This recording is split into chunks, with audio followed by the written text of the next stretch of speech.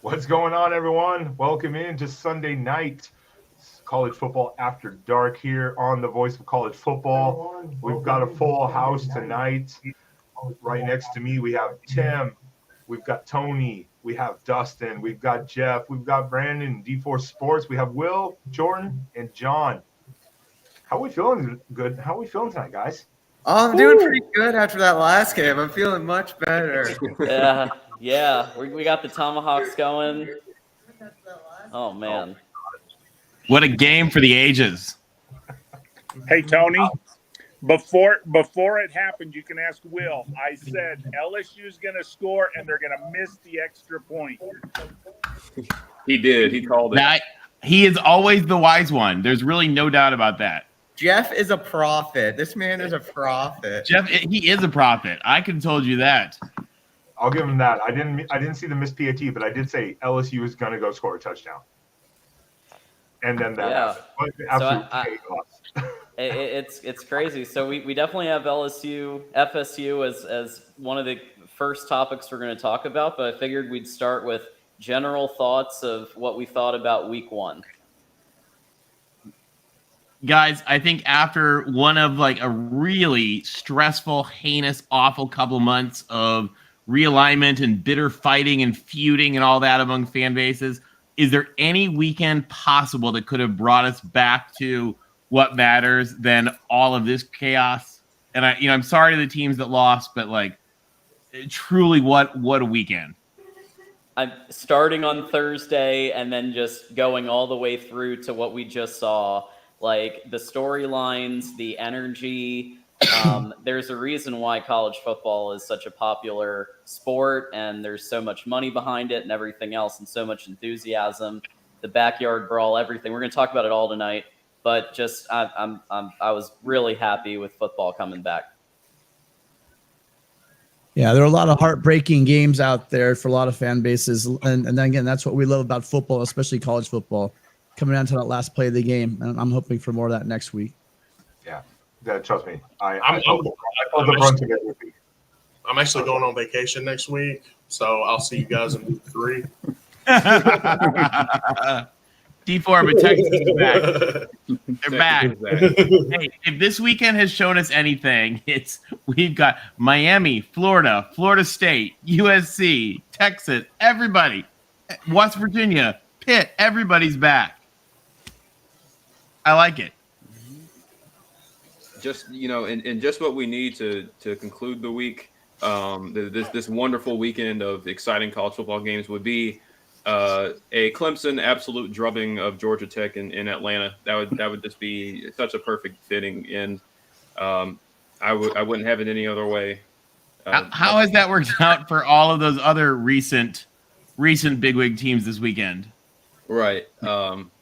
We're going to break the trend. We do things differently down here in Clemson, South Carolina. So I believe it. It'll work out in our favor. Because we already saw one ACC shakeup. I mean, we saw Louisville think that they were going to go into a cathedral of college basketball on an ACC Saturday night and come out with a football win, and that was not what happened. Yeah, no, you don't just walk into the dome and get a win. The Carrier Dome is I don't care what it's called now, the JMA wireless. It's the Carrier Dome to me in my heart. I'm always going to call it that. I don't care who you are. If you go up to Syracuse, just a downtrodden Syracuse on a random night game, you're going to lose. It's whether your ball is orange or brown. Yes, right.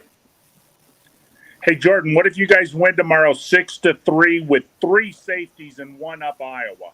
That would be the talk of everything. Oh, well. Out Iowaing Iowa. Yeah, you might have to send you might have to put in a wellness check or something for me. I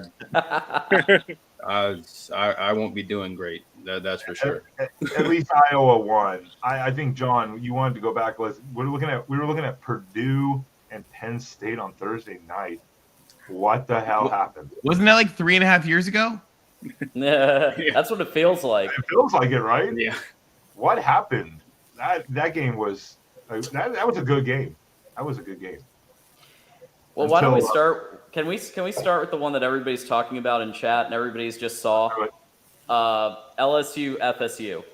99 LSU end of the game goes 99 yards and literally blocked field goal kick, and FSU wins and gets a couple questioning coaching decisions bailed out to win the game. What initial thoughts? Initial thoughts is it's poetic justice because there's no way they should have gotten that extra last play. Yeah, I agree. Yeah. The football gods spoke.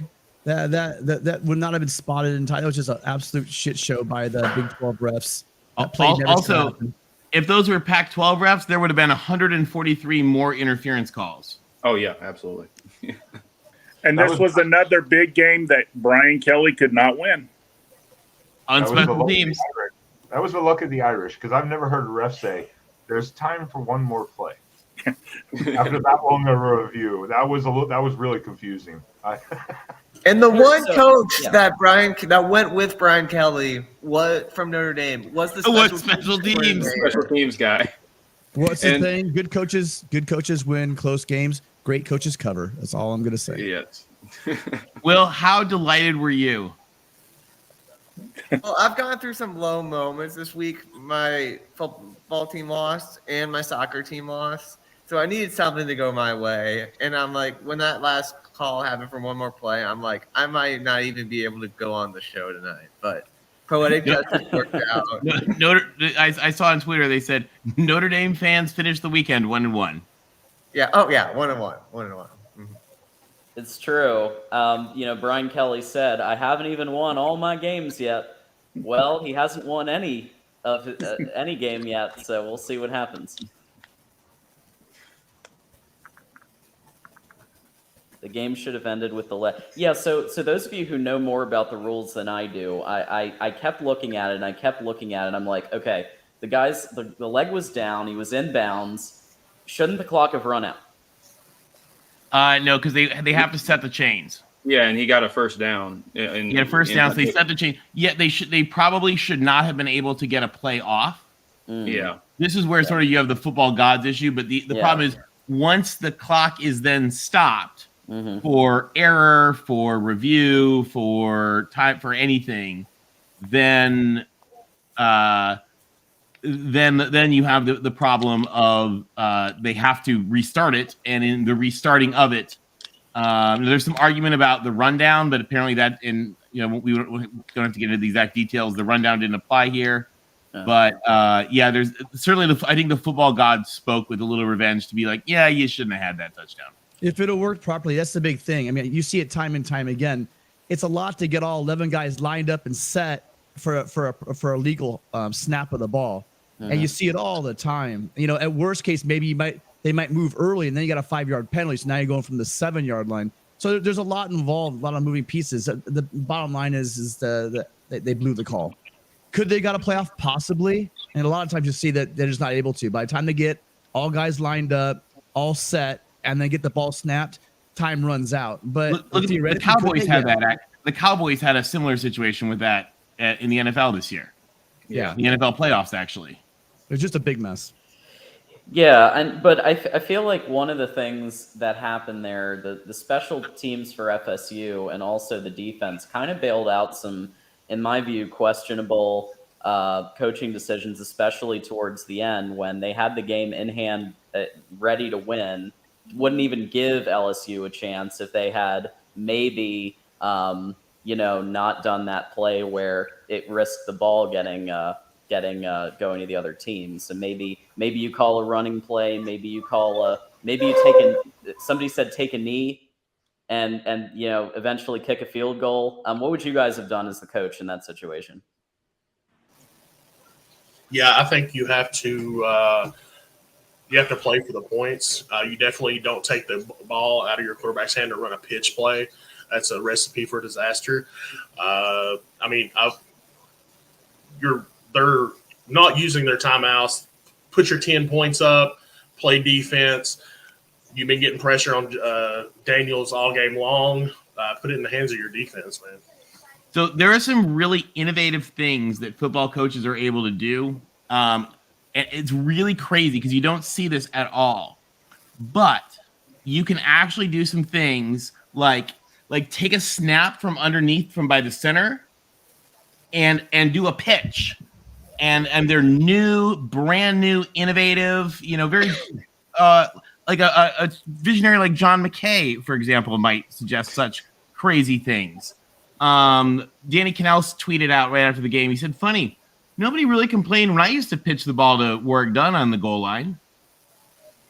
And I think our quarterbacks are actually losing some pretty key fundamentals, particularly in goal line situations that are costing them. Because I mean, a pitch should be like a pretty easy thing to do, and is a pretty important part of historical football repertoire that in our RPO era we've sort of forgotten a little bit. Well, it's A great. lot of people say that. A lot of people say it all the time. They say, "Why don't you go under center, right? Why don't they go under center, or why don't they hand the ball off?" Well, if you're a team that's a shotgun team, you're after And you don't do that. The last thing you want to do is put a guy under center, and they have been practicing that snap. Then you're asking for trouble. So No, 100%. I just think that you shouldn't have not practiced that. Right. Yeah. Or that should what's be a it part of called, every Tony? team's repertoire. No, I just don't What think you is have it time for that. I called think you when just run what your team runs on offense. The fact that the guy, it was a bad pitch. I'm not sure if I'm on board with you guys on that. They run that play. They should be able to run that play. Period. They've done 100 times at practice this week. Yeah. The guy's going to put it on the ground. The guy's going to put it on the ground. I mean, I've seen a lot of handoffs go wrong. You know what I mean? Yeah. So it's not even like that's 100% safe as well. So you just do what you Tony and do. Tim, what do you call when the quarterback gets under center and they hike it to him and the running back pushes him forward? Yeah, That's called, Oh my God. that's called a legal touchdown at Notre Dame. Hey, Jeff, that's called winning, bro. That's called winning. Winning, bro. Winning. Fight on, That's Jeff. winning Fight football on. right there. James makes a good point. OC, and I actually looked up the OC for FSU, Alex Atkins, because I actually thought he did some good things early on. I really liked some of the play calling to just confuse LSU's defense, the reverses, some of the trick kind of stuff that they were doing early on. But yeah, that end, people are going to be talking about. I think in addition to what happened at the very end of the game, that I feel like some people are going to be talking about the fact that you got to have that. Maybe call some different things at the end there. But he did a great overall job, I felt.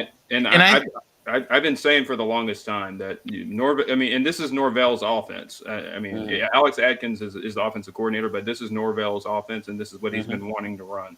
And I think now he actually, there's still a lot that they need to work on, but I think personnel-wise, they're in a better shape than any of the last 2 years. And his scheme works.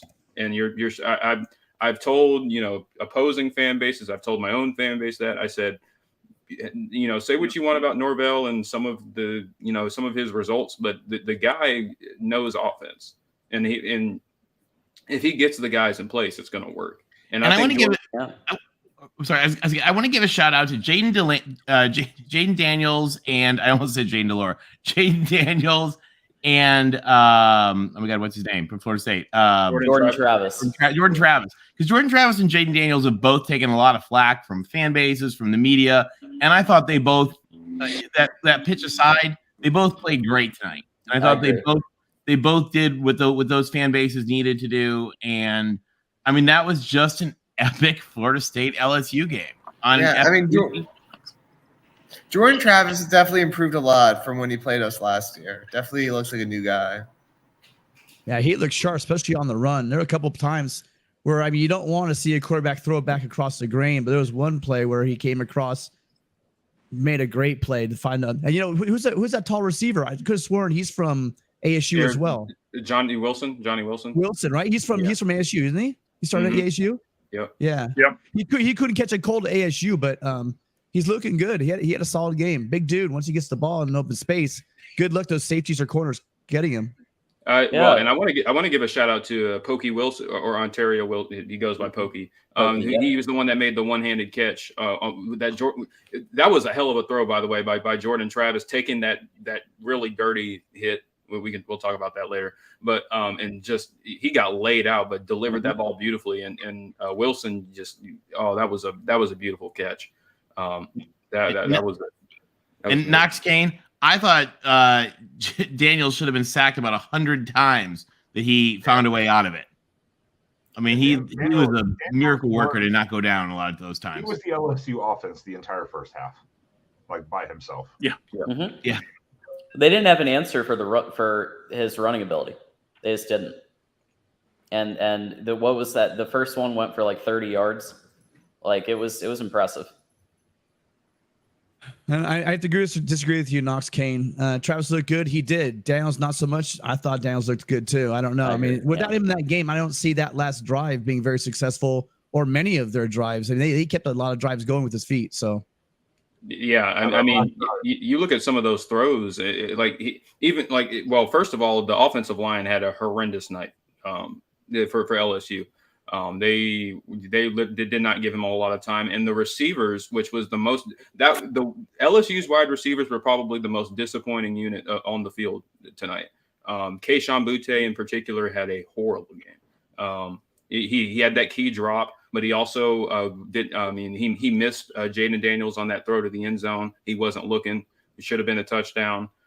He just looked like he was out of it the whole game. He wasn't really much of an impact player, and that was the difference. I mean, that just the LSU wide receiver room they were not on the same page with Daniels a lot of the game, and that was the difference. Yeah, I mean, you look at that last drive you just said, like, hey, Daniels, that right at the end there, he instead of forcing the ball, he ran for like 12 yards, got a first down, and kept the chains moving. I gotta say, and he made a good decision. That's the difference between being a good QB, an average QB, or a bad QB, whatever you think of him. The point was he made it happen, he made it work, and then he gave him a shot.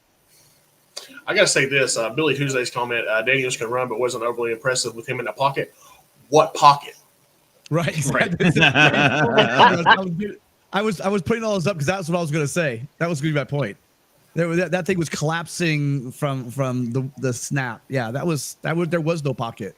Exactly. Yeah, hence why he was running for his life most of the game. He spun out of a couple of really good, for sure, tackles. Yeah, because if he would have stayed in the pocket, he'd have been sacked 7 or 8 times easy. Oh, yeah, definitely. Easily. Take it from an Iowa fan. And we are going to be talking about Iowa later in a topic I call the struggle bus. So we will be talking about that. Take it from an Iowa fan. Letting former linemen call plays doesn't work in the long run. Yeah. Oh, Iowa. USC and Miami. Dave, where do we get those shirts? Where do we get in line? Where do I get in line for those shirts? Miles Dutton. Is Quinn Ewers the future of Texas football? Sark seems to think so. That's why he's betting on the future, starting him as a redshirt freshman. And, he made freshman mistakes, the one throw. But after he went 0 for 2 with that one interception, he hit on his next 7 passes and finished the half 11 for 14. He missed on a few deep throws, but that comes with time. Unfortunately, we have a juggernaut. The tide is coming, so we'll see how he does. So I want to pose this question. So what is, based off the result of this game, what is the long-term outlook for LSU like this season? Like, what are we thinking, like record wise? I know this is overreacts. Everybody's overreacting to week 1 results, but what do we think? I'm gonna stick with 8-4. I'll stay there. My prediction had been 8-4, and now I'm thinking I'm going to revise it to 6-6.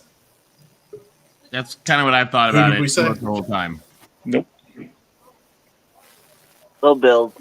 They'll come out of this. Yeah, they have some gimmies coming up, so they're going to win some games. They'll probably beat Mississippi State. Who are we talking about? LSU. Oh, 6-6. Now, Jimmy, your mom was calling the plays, buddy. Yeah. Oh, Matt Miller. We got a Matt Miller. Yeah, Matt Miller. For chat, though. Yeah, what's up, Matt Miller? My Thanks for super co-host. chat. My co-host. Matt's my co-host on the Texas postgame show. We could have used Verse for sure. Yeah, Jared Verse was a man amongst boys tonight. He was, didn't take him long to get used to the Power 5 level. So, Well, listen, keep commenting on LSU, FSU. We're gonna probably come back to it because it's on everybody's mind. But we have had so many good games this weekend. Yesterday we had some epic matchups. This might be Ben's cue to go take a break. But we're gonna talk about Georgia versus Oregon for a second. He is taking a break. So Georgia v. Oregon, I'm gonna say I was wrong because I thought Georgia was gonna fall off a little bit. Like I just they've had so much NFL talent leave, and it just felt like a repeat of Georgia v. Michigan, where literally Oregon couldn't do anything. They had to kick one field goal. It literally felt like like the same game almost until the end, where they just kept stacking up points. I mean, what were y'all's impressions on it? I'm not surprised. Like, if you've been watching Georgia's recruiting, they're just reloading. Once you get to that level of success, and you can stack 5-star defensive linemen, like that they do, and their skill positions, you don't really have to worry about them. Plus, going to that game, I kept trying to tell my Duck friends that you guys, there's a lot of turnover. Your defense and your offense are learning new schemes. You got new coordinators on both sides of the ball. You got a whole new coaching staff. So it's a tough ask for anybody to go into, which is realistically a home game for the defending national champions, and come out of that thing looking solid. But with all that turmoil, it's not surprising. I thought they would do a little better than they did, but the outcome isn't overly surprising to me. Yeah, and Bo Nix can't throw those picks, man. I mean, especially the second one was a backbreaker. The second one just broke the Ducks' back. Yeah, the first one was on the receiver, right? I mean, the receiver seems like he didn't come back for. He just looked. There was two different athletes also going up for that ball. It looked like a JV and a varsity guy going up for that ball. But the first one was about. The second one was egregious. The only one I could think of, he didn't see anybody. There's no way he saw the defender. He threw it right to him, so he must not have seen him. I think we learned one thing this week. Another thing this weekend, that the Pac-12 teams need to stay on the West Coast because they don't want none down south. They don't want nothing out east either.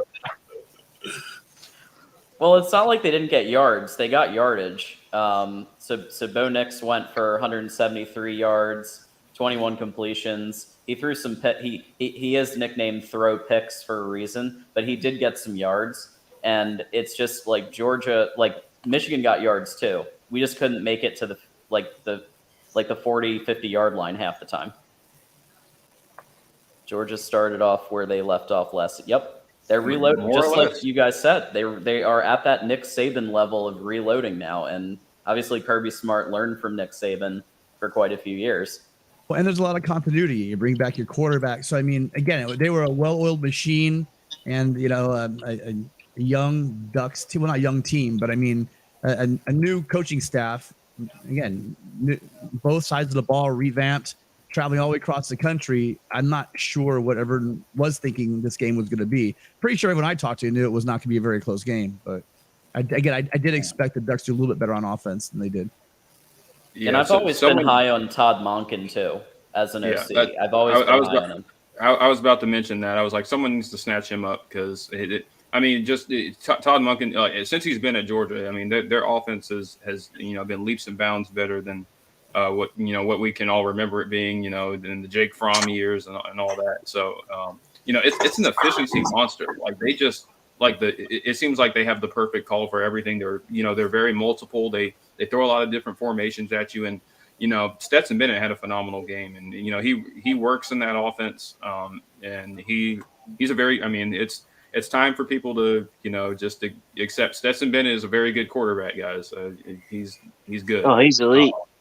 I mean, I'll say this. He's good. I'll say this for Stetson. Like, I think Stetson's a good quarterback, but he had all day to throw. I think that definitely helped him out. Well, but you can't fault him either. He made some, but he also, even when the play broke down, he made some amazing play like that play he made where he found Ladd McConkey, like he was like literally like 10 yards behind the line of scrimmage about to get sacked, and then he just spun around and found Ladd McConkey in the back of the end zone. Like that was an awesome play. I mean, Stetson is.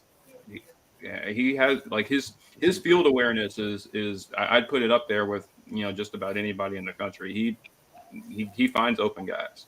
He may not have the livest arm, but he's very smart. He's a field general for sure. Yeah, I think that Kirby has taken a lesson from the school of Nick Saban to the fact where Alabama and Georgia come out and just shell shock their opponents.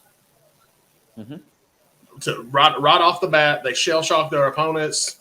They're deer in the headlights, and there's nothing you can do about it. I wouldn't have put Ty Thompson in that game versus that Georgia defense. Why ruin that kid? Yeah, that's a good question. Well, Todd Monken's also – so the other thing about Todd Monken is he's also the QB coach. So the improvement that we've seen – because Stetson Bennett, I don't believe, would have made that play 10 yards behind the line of scrimmage 2 years ago.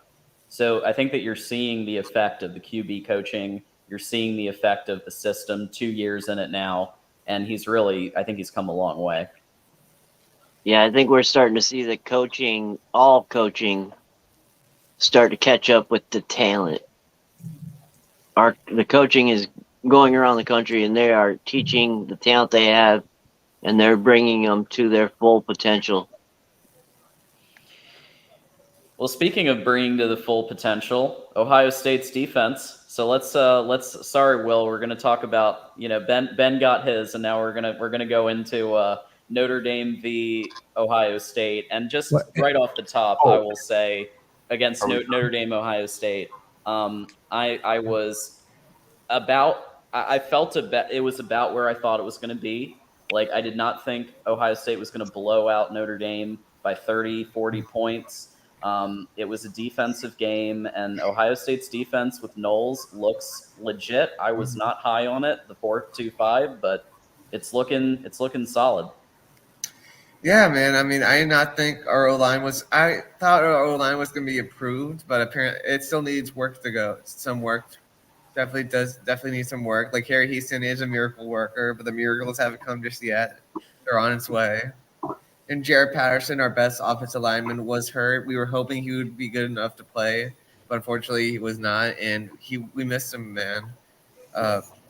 Zach Sawyer, he really did cause our O-line problems. And, but I definitely feel like our offense, we became a little one-dimensional, just trying to run the ball, and the running didn't work. I felt like we would have opened up the passing a bit more, especially in the second half. Jimmy, I appreciate your money, but I don't agree with your statement. That's just a major troll face. Yeah. Honestly. Well, I was impressed with – I thought Buckner did some good things. He did. He did some really great things, I thought. Oh, he did. He ran for 1.6 yards per carry. Great job. He ran for his life is what he did. He had him in the game, though.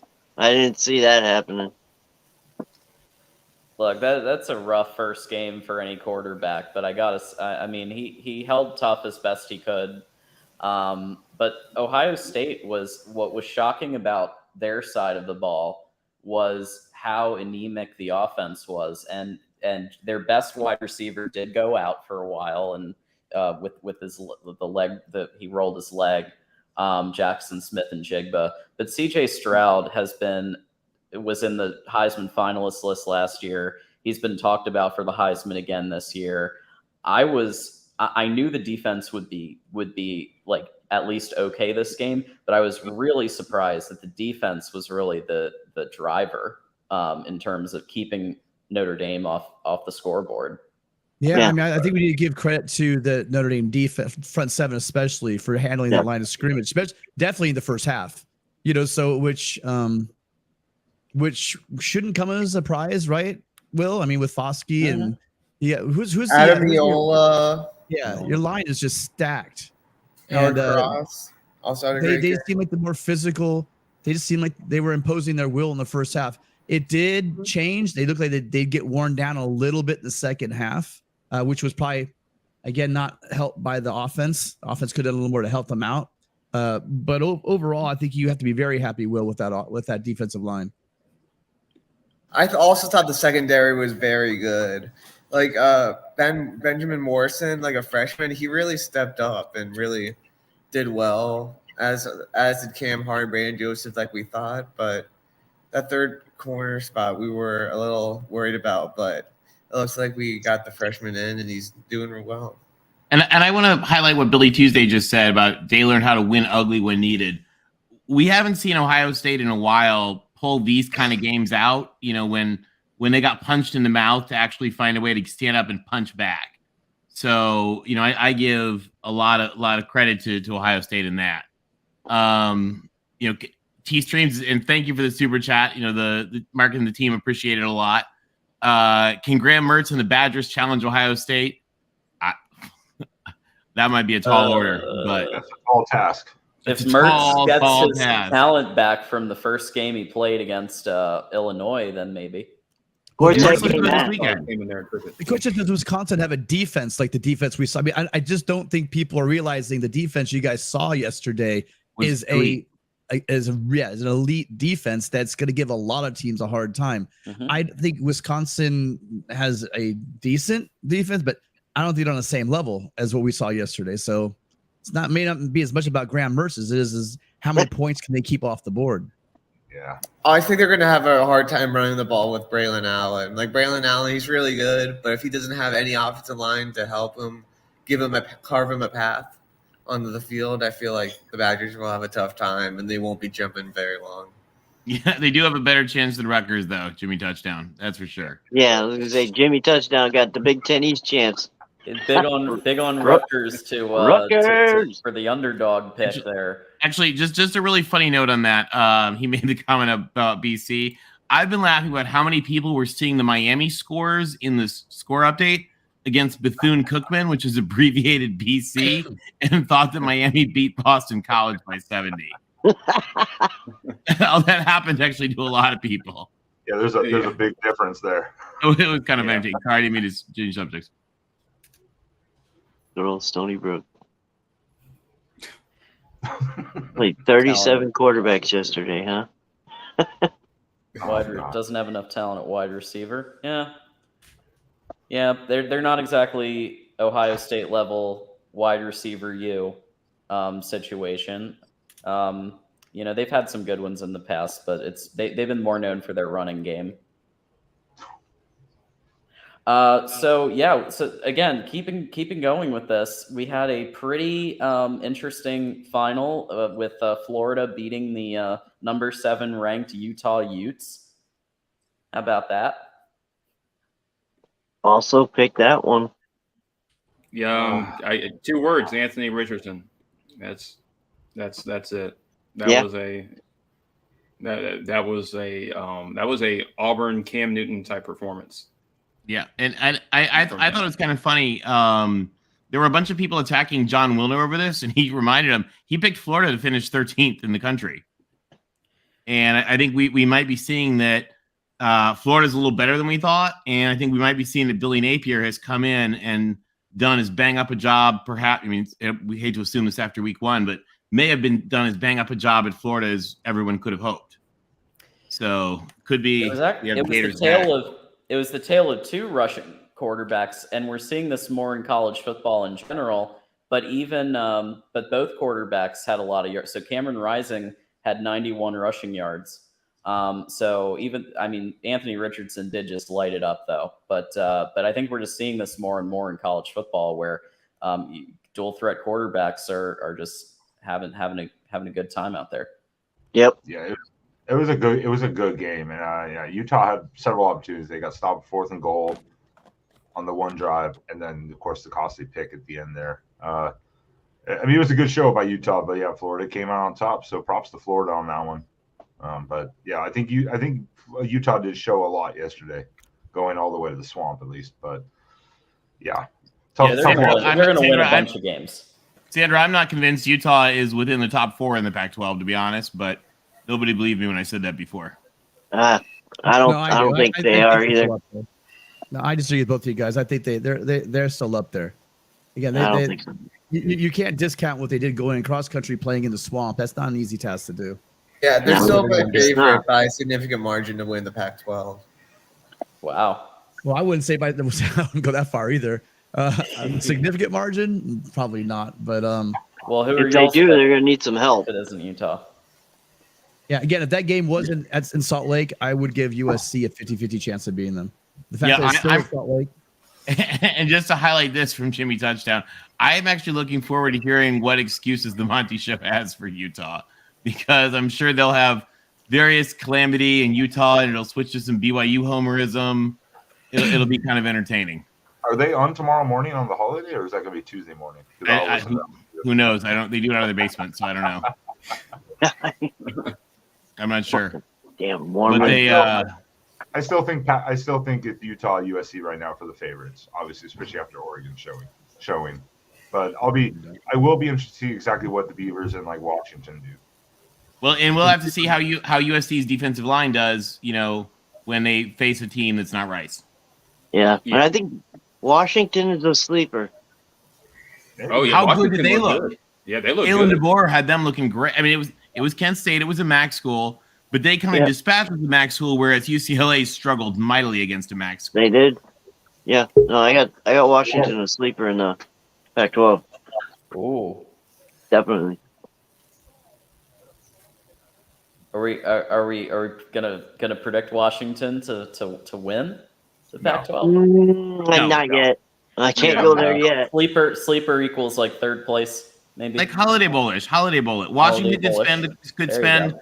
December 26th in San Diego in that beautiful new stadium we got to see this weekend. Hey, going from last year's record to a Holiday Bowl, that's a hell of a turnaround in one season. And I got ridiculed. I don't remember when, but I've been saying for the longest that Washington still has talent on their roster, and people were predicting them to go have a horrendous 4-8 season. I was like, no, I mean they were bad last year, but not because they didn't have players. It's because Jimmy Lake's not a good head coach. They're going to go bowling. They're going to go at least bowling this season. Yeah, Yes, he'll definitely go bowling. I could see him going 9-3 too. Also, John Donovan is one of the worst offensive coordinators I've ever seen. So is it still at Petco Park? I'm sorry, B-Dub. Thanks for correcting us. Vanderbilt could beat UCLA. You'll never find me defending high on Van. So Vandy has been the talk of college football the last couple of weeks, crushing Hawaii, and they're just pretty good. Well, they're the best in the East right now. For the Western Kentucky also thrashed Hawaii, so Vandy might want to cool those Jets just a little bit. Kentucky thrashed Elon though. Let's see what Michigan does to them. But Vandy upsets Wake Forest this weekekend. I like that. Oh. Okay. I like in the Nerd that. Bowl. And Hummus Hero, how about them Wildcat? I don't know how to make the little Wildcat signal thing they do, but yeah, I thought Arizona looked great, and I was excited to see that. What is that? It's like no, that's the Baylor thing. The Arizona thing is it's like a shadow puppet of a cat or something. Shout out to my man BW in the chat. He's our resident San Diego State fan. I'm sorry, man. That's all I gotta say. Yeah.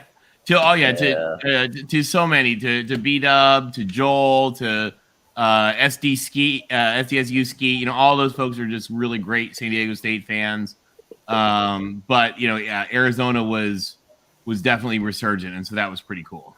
Arizona, Jed Fish did some great things for Michigan during his time helping the offense. Don Brown is the DC. Maybe his blitz scheme works a little better in that situation. But Arizona, I was pleasantly surprised.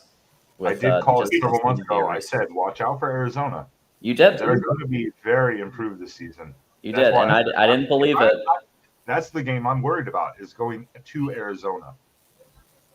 Especially because, again, we have the awful. Vandy is better than Michigan. We'll find out. Yes, by the transitive property, if we don't score as much.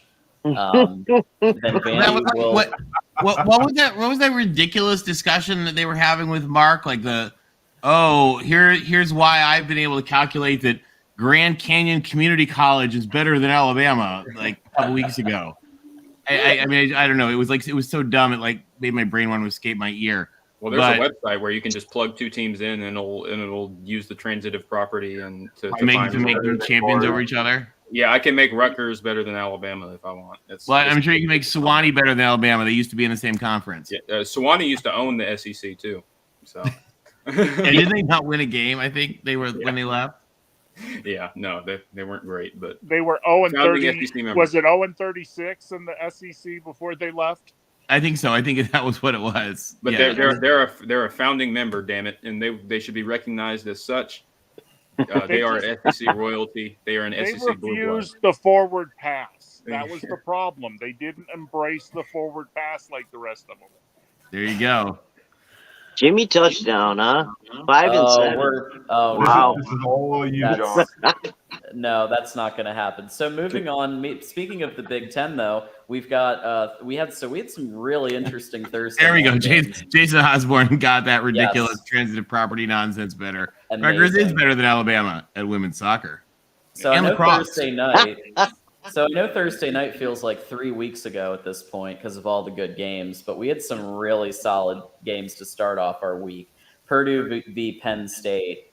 I just couldn't believe that. Like in some ways, I thought Penn State looked like Penn State. They seemed up and down, but they did enough to win, and James Franklin did enough to start to earn his $70 million guaranteed contract. Thoughts on that one? A lot of us watched it together on stream, I think. Yeah, I don't think Franklin's deserved it or earned it yet. I don't think he can or will. He has a great agent.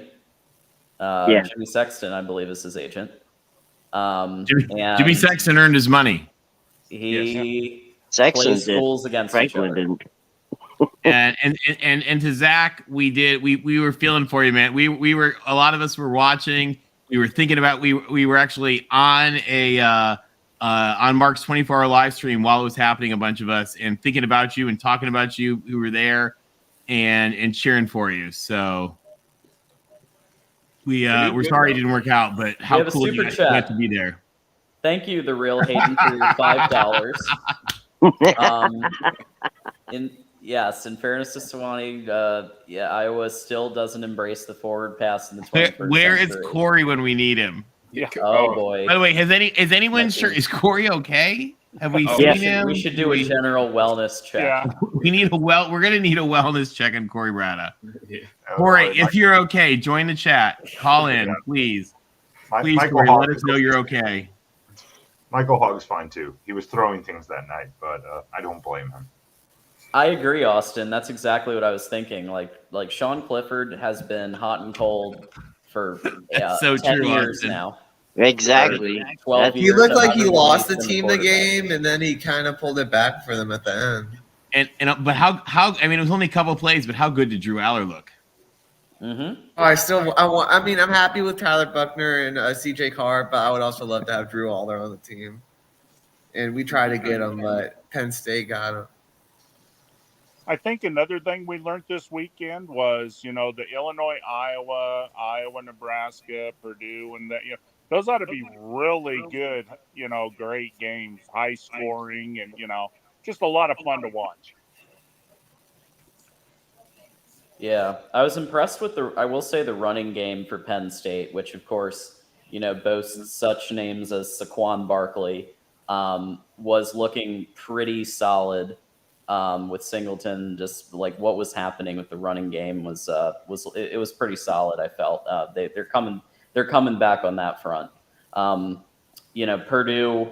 Purdue still had that high octane passing attack that they usually have, but Penn State just felt like they had a little bit more balance maybe on their play calling, and the running game I felt pretty strong.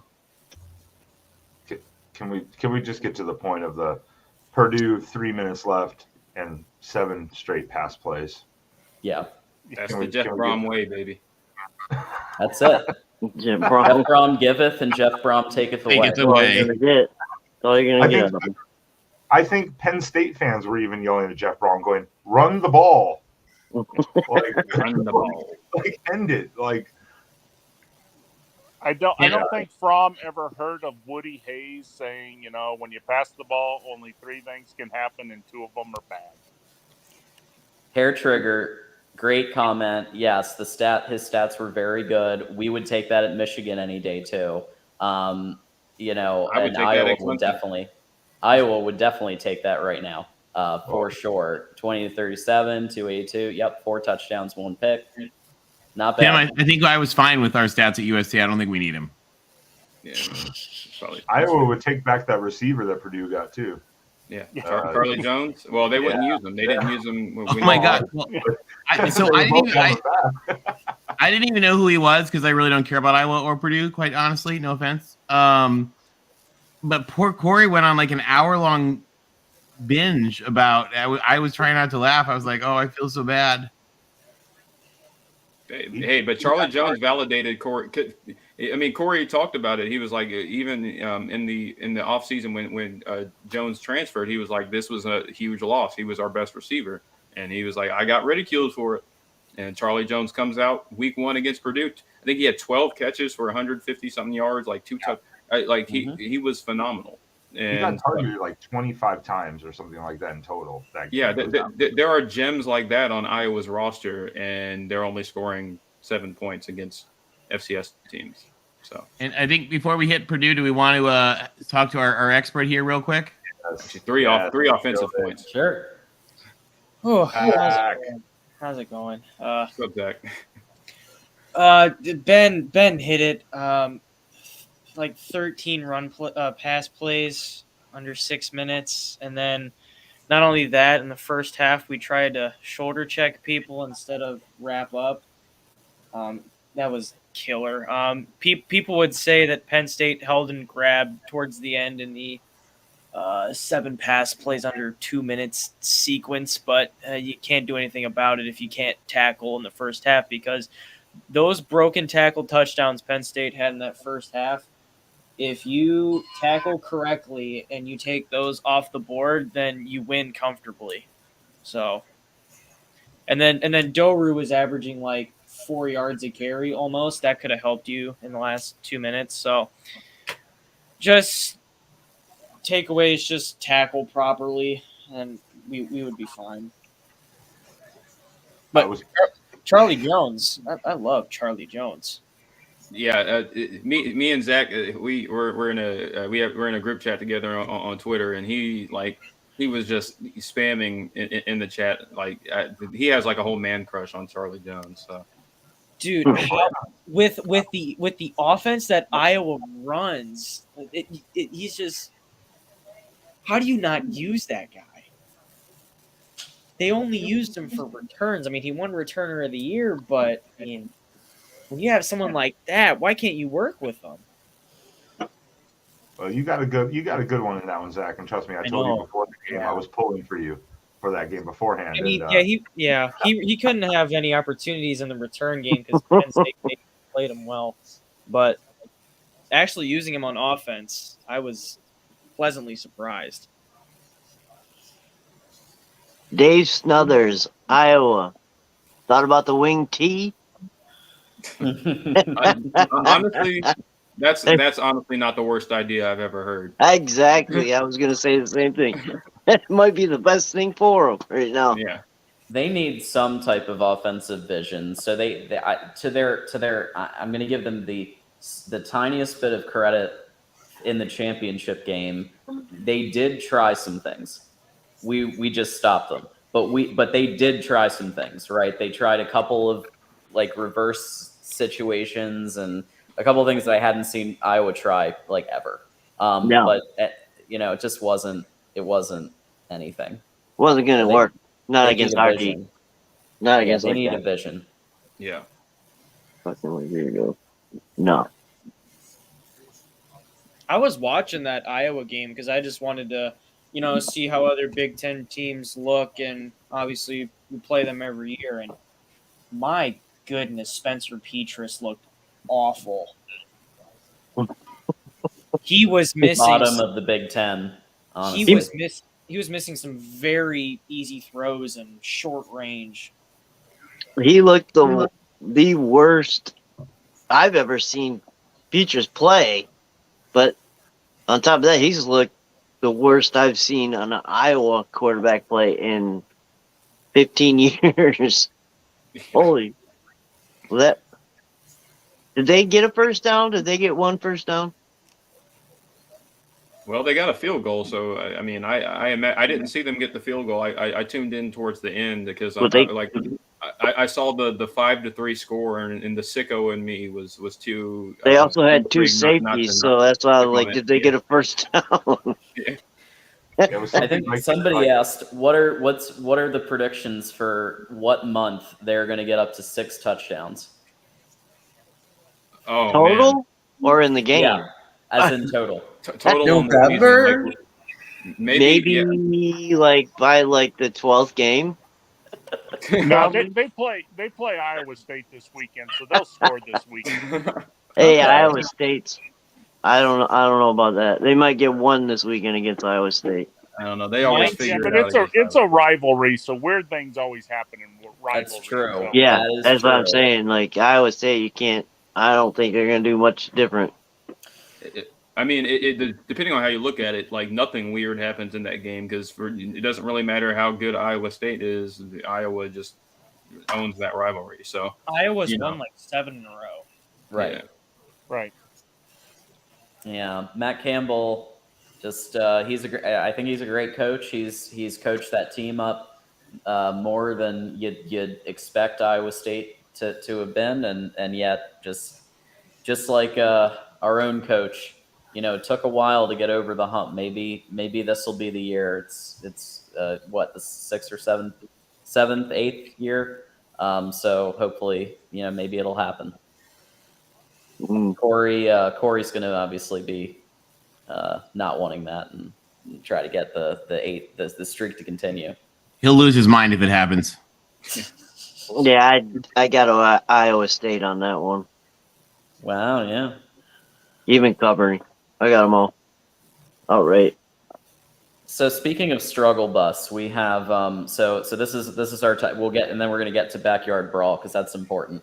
But the struggle bus is kind of the overarching topic for the teams that seem to be struggling the most, and we'll give the award to certain teams every week. But Nebraska Corn Huskers, Yeah. Oh boy, struggling against the North Dakota. Not North Dakota State. Not North Dakota State. The University of North Dakota. This is important. This is an important distinction, and after. I do believe that after the Northwestern L, that it's going to take a win versus Oklahoma for Scott Frost to keep this job. I think his job's already done. They're going to let him play the rest of the season, but unless he just buries himself. But I think he's out. I think he's done. They're going to let him go until October 1st. Yeah, October 1st is when his buyout goes down, right? So basically, yeah. Incentivized to wait till then. That's how. But I think he's already done. They're just gonna hold him till then. And he's gone. I don't understand how they look worse because Casey Thompson is a better quarterback than Adrian Martinez, but they still look so bad. He still has the same exact turnover problems. Jimmy touchdown. I mean, Florida Gator. Hey Tim, why can't USC afford its own on-campus stadium? They dumped $300 million. Basically, they have a 100-year lease on it. It might as well be their stadium. Very low rent playing football on a NASCAR track. A NASCAR track that's on its way for its 3rd Olympics coming up in a couple of years. So I mean, I don't. And for people that don't know too, the LA Coliseum is owned jointly by the city, the county, and the state, but it's on the USC campus. It's directly across Exposition Boulevard. Like, I mean, you could literally throw a baseball and hit it from the stadium, and you could throw a dodgeball and hit it. It's right. It's right across the street. I believe dodgeball. Very first You throw a Bowl. dodgeball and hit it. Yeah, I mean, I say it's on the campus. It's literally across Exposition Boulevard. So Yeah, I believe that's they held the first Super Bowl as well as another one. I believe 84. No, I can't a remember. bunch of Super Bowls. And countless Raiders, Rams. So I don't know what stadium. I mean, I'm sorry, dude. If you are, I don't even doubt you're a Florida fan, but I put that up against with Swamp anytime. Yeah, so Really nice facilities. No, so to Nebraska situation. So I will say this. In theory, I was actually a fan of what they tried to do last year. They had the wrong quarterback and the wrong execution, not the right weapons. But I like the concept of the modern triple. Like some of the triple stuff that they were doing was kind of cool, but they just had the wrong quarterback. And I will say, to their credit, Casey Thompson is a better quarterback than he just is. Like it actually looks slightly competent, the passing attack, compared to last year. It was a low bar, but Somebody's you got to work on geography, buddy. That's not even remotely right. But yeah, it is. Oh, geez. Jim, distance-wise, it is. The Rose Bowl is technically closer to USC campus. Yeah, than the UCLA campus. Yeah, much closer. Oh, my bad. I misread that. I thought he was saying that the Rose Bowl is closer than the Coliseum. Sorry, I didn't see that last part. No. There's another. I didn't know that. That's there's cool. another super chat from the real Hayden. Iowa has the best punter in college football. For your information, That's great. Came after the punt return, no first down on that series. 7 for 10 punts inside the 10-yard line. Wow. That saved them. Brad Robbins might disagree, but he's all right. Although I don't know right now if being the best punter in the game is really a good thing. There's that's a little bad track record in San Diego. Damn good thing to have him. The way the offense was moving the ball, so You kind of have to. Ohio State's punter actually. I was sorry, I was making a smart ass comment about that. I'd kill to have an actual punting punter. is a lethal weapon. I mean, we all joke about punters and kickers, but when it comes down to it, the punting game, man, that can really make up for a lot of deficiencies in your defense as well as your offense. Of course. You never sleep on them. No. And special teams can also make your team worse, like LSU. Yeah. Well, wasn't the play of the game like on whatever network was playing the Iowa game? Wasn't the play of the game a punt? I'm pretty sure it was. Yeah. Yeah. It was. It was a punt. That's great. That's peak Big Ten right there. That is peak Big Ten. Now Connor, that's a good question. I think you certainly could with a driver. Shout out to Connor Johnson's Beavers, though. They look good. Yeah, Connor Johnson and the Beavs. Woo! Beavs looks good. I liked it. I was excited to see that. And also, I mean, I've sort of seen the pictures of it, but looking at the rising hulk of the new half of the stadium, that's going to be really nice for Oregon State too. It'll be interesting. That's for damn sure. Civil War. Yeah, it's going to be a beautiful new stadium they're building there, or new other half of the stadium they're building there.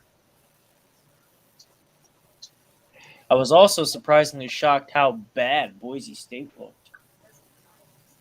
You're right. Right. I'm not. Although they came back, like I definitely think they look back. Oregon's good. I mean, remember, Oregon State beat Utah with Cam Rising last year. That's something that can only be said by Oregon State, Ohio State, and Florida. Yeah. So not bad for the Beavs. Yeah. So basically, Oregon State is do you as guys good as play Ohio State, Oregon Florida. State this year? We do in Corvallis. Well, I want to write the headline for that one. Yeah. For your show. You want to read the headline? Okay. We'll see how it goes. That one may be touchier. Those of you who watched the game, it does look like Bachmeier got the Boise State's quarterback got benched after basically 2 interceptions, a fumble. So that's not ideal either. Just overthrowing and all kinds of just not good decisions. So it might have also been partly on poor play from Boise State's side. Oh, they were very There you go. Well done, Connor. We've been. Yep. That's yeah. For Jimmy basically touchdown, it. yeah, he was really good. Yeah. I did have to correct a lot of things. I actually had to correct Paul Catalina tonight. We were texting during the game, and he made a a funny snide comment about FSU's Heisman. He said FSU's Heisman winners. He said, and only one was accused of a crime. And I said, yeah, don't even try to compete with us on that. Yeah, you have the advantage there. Yeah. We had double murder and a revoked Heisman on 2 separate of them. So just bring it on, Florida State. Bring it on.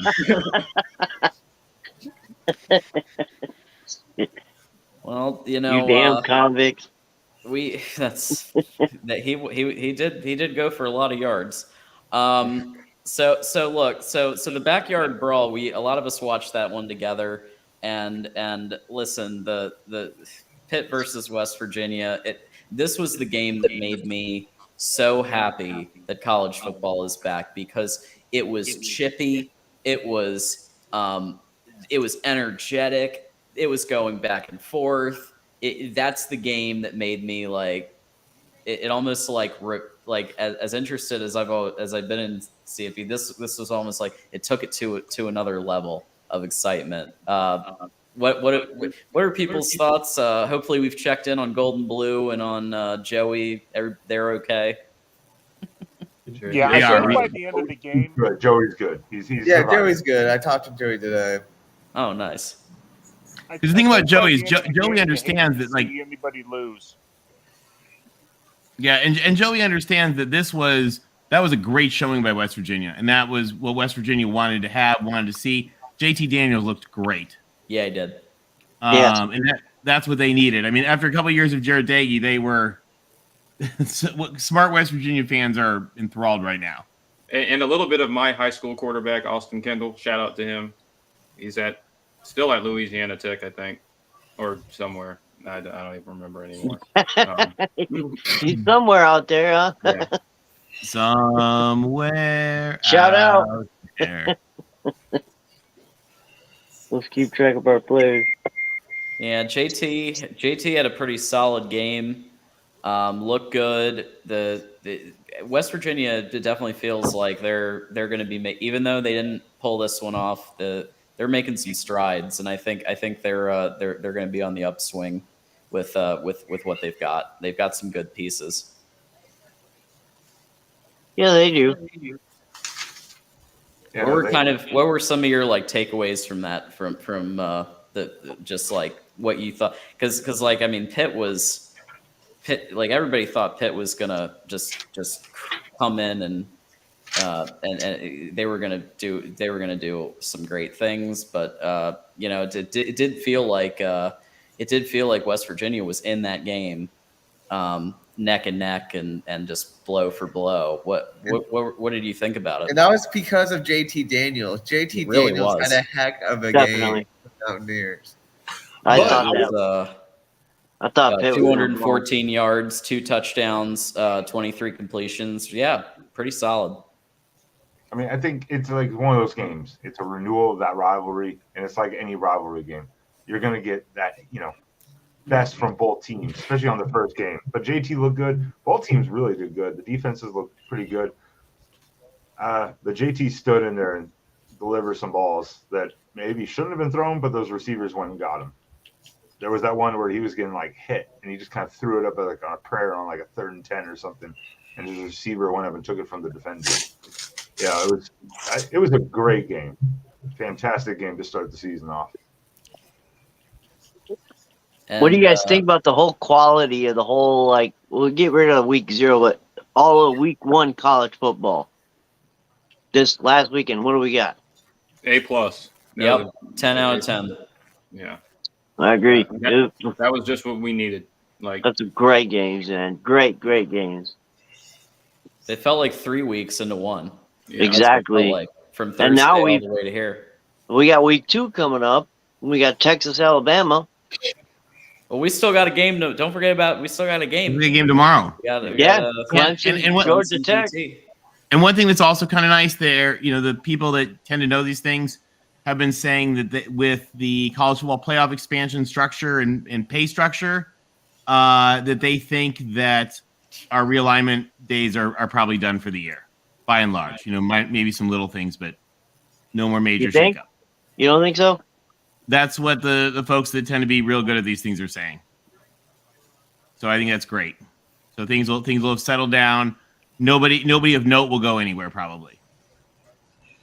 You might see one or two in the pack added to the Pac-12, but you won't see major shifts right now, which I think is good for the game. Yeah.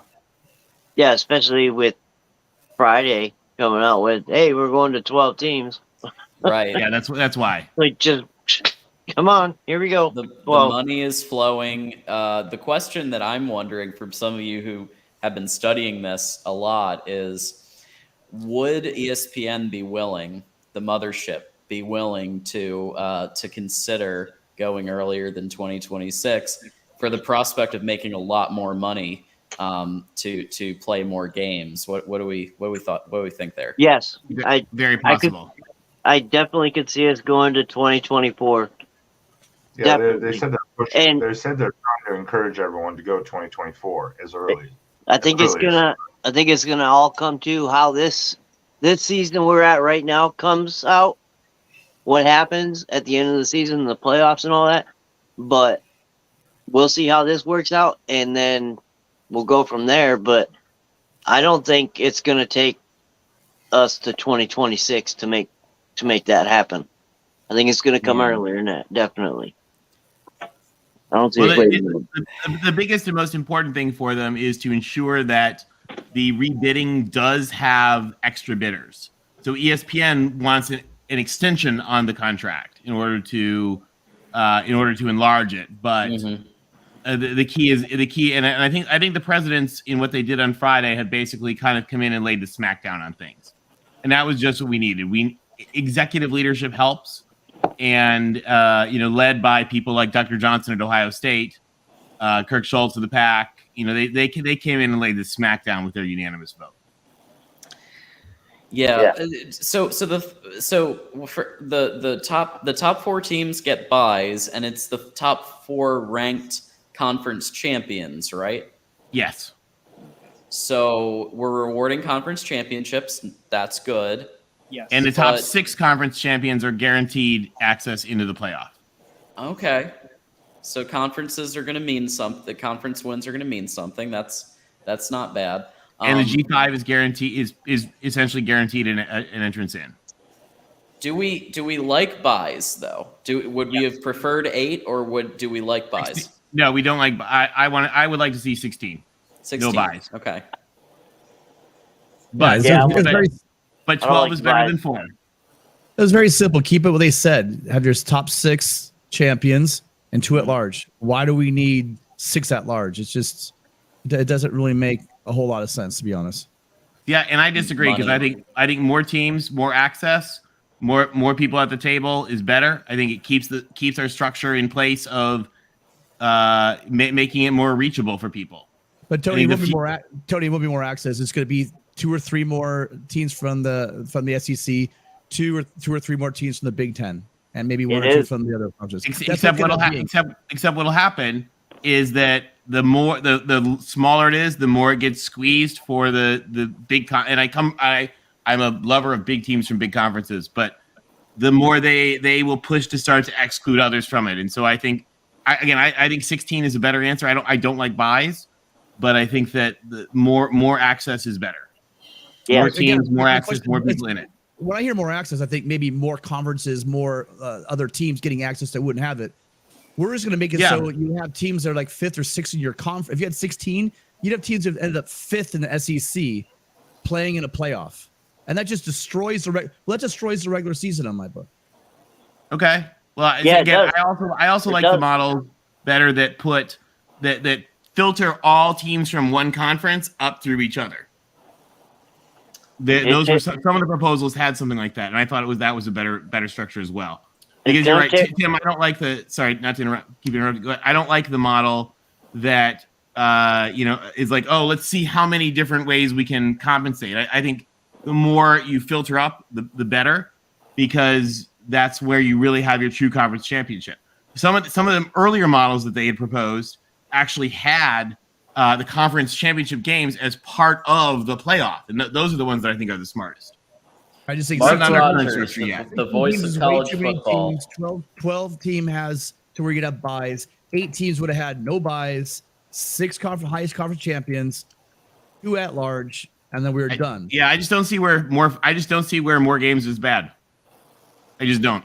I'm going to keep my mouth shut as probably the one anti-expansionist in here. So I'm against 12. I'll go against 12. I wish we would have jumped to You 8. guys are in like every year at 4, so. Yeah, I mean, I love Josh Pate, and he makes it sound real convincing, but you know I don't think the sense is there, and the money's too good to turn it down. Yeah, No, it's money for the It's all about programs. It money. makes more sense, and it's more access. I just don't More like the teams. buy, the whole buy part. Michigan would have I agree made with according to 24/7 Sports, Michigan would have made the playoff 24 times in the last 50 seasons with the top 12 format, which brings us to everyone on the call talks about their team and how they felt their team did week 1. And, And then this whole the top programs, the recruiting is going to change dramatically, I think. With your big programs getting in, you got your automatic. You're getting in like 12 teams. Michigan's getting in. 12 teams. Notre Dame's getting in. We go to 16. Oh, fuck. We're doing it live here at the After Dark. We're doing it live. Oh, there we go. This is beautiful. Oh my God, he's sideways. He's sideways. While he's dealing with that, so let's start. We'll start with Michigan. That's what happens when you expand to more than 8 teams, guys. You go sideways. Yeah, thanks, Jimmy. Thanks for your continued donations and financial contributions. We appreciate it. So basically, so Michigan, I felt, as many of you know, Jim Harbaugh announced at the start of the season that there would be a biblical matchup between Cade McNamara and J.J. McCarthy. I believe that this was now a setup for Cade McNamara to have one last game as a thank you for what he did last year. And the reason, the proof that I could point to, and I'll probably do a film review on this on YouTube, but basically if you look at Cade's plays versus what they called for JJ versus what they called for Alan Bowman even, with the rollouts that they called for Alan Bowman, Cade McNamara just did not look. They didn't really put him in a position, I felt, to win. But he didn't. He couldn't even bang out a 5-yard or a 6-yard out route. He couldn't. He was getting into his own head. 9 for 18 in that game, 39 QBR. I think he was just getting the QB competition. He even said he was surprised that the QB competition was continued. I think he might have been one of the few people on planet Earth that was surprised that the QB competition would continue, because JJ has looked good for a long time. So I'd love to hear what the other Michigan fans. We have some other Michigan fans in here. What they thought. Can I ask you a question? Yeah. What did Cade do so well last year that they have to thank him for, other than being a game manager? I would have played JJ last year personally. Yeah, that's what I'm saying. Like, why would they have to give him Tom Brady? We got to give you this is your last hurrah. Thank you for everything you've done.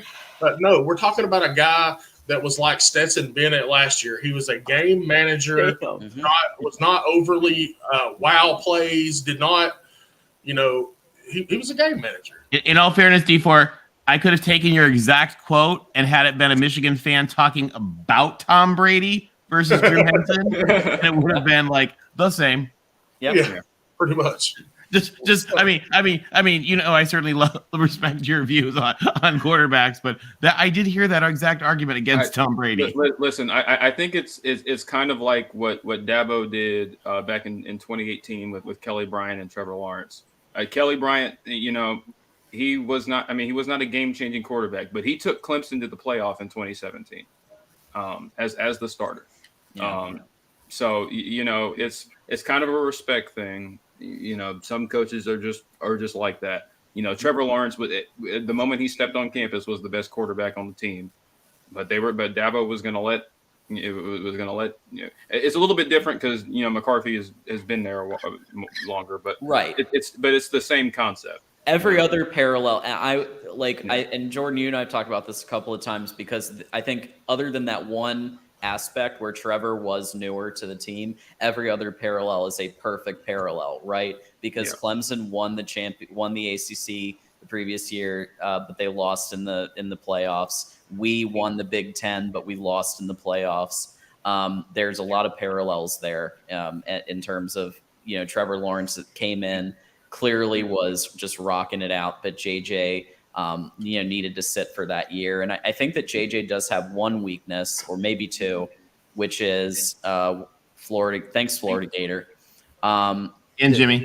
One weakness, or maybe two, which is he needs to learn to be a little maybe safer sometimes. Like Cade goes too extreme in being safe, where he's just captain check down. But JJ sometimes wants to play Patrick Mahomes ball on every play. And if he's going to make it to the NFL and be a starting quarterback in the NFL, potentially, he's got to learn to just take a check down every now and then and maybe not. Yeah. Stetson Bennett did have a better QBR. Okay. He was my rebuttal to that is how many dropbacks did Stetson Bennett or pass attempts to Stetson Bennett have compared to Bryce Young and CJ Stroud last season? Wasn't Stetson Bennett with the rest of Georgia's team able to take the ball, order a pizza, hang out for a while, and then throw when someone got open? Yeah, that line was filthy. He's beautiful. He still has that. That's right, as Tim showed, or Ben showed. He still has that. It's good to have. It's good to have, guys. Well, they out Michigan last year. Like Michigan's whole MO was physical football, right?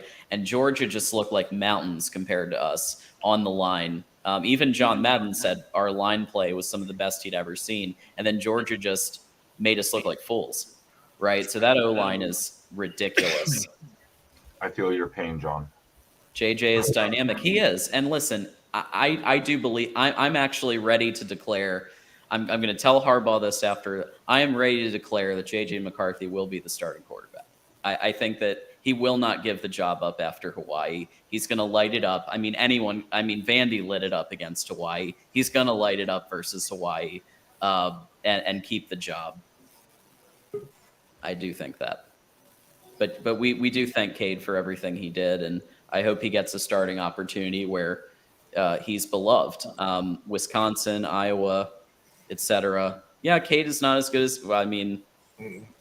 I would agree with that. I don't think Cade is as good as Stetson Bennett. He was really good in the playoff game, and he was really good in this last game. Cade hasn't shown that. He hasn't shown that big play ability that Stetson has. Yeah, he's definitely not. I agree with you completely. He's a game manager. He's a handoff machine. He's a check down. But JJ McCarthy gives us that running threat. He gives us that dual threat. He's probably better than Buckner. He could throw a deep ball. Both of them are better than Buckner. Pass. Sorry, Will. Another shot. Cade isn't listed. Yeah, Cade is going to be leading Wisconsin or Iowa or some other team somewhere. Well, I don't know if you saw. Yeah, you saw that 69-yard against Western. It was a thing of beauty, wasn't it?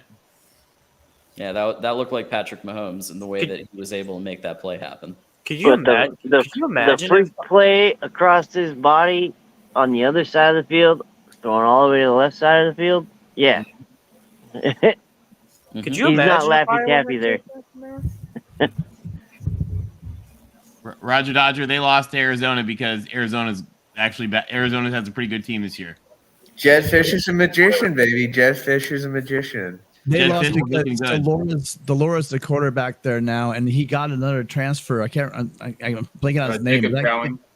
That kid could scoot, and he found that those guys are going to be hooking up all year long. I think Arizona is legitimately go bowling this year. Beware of the Wildcats. Beware of the Wildcats. We haven't addressed on the show.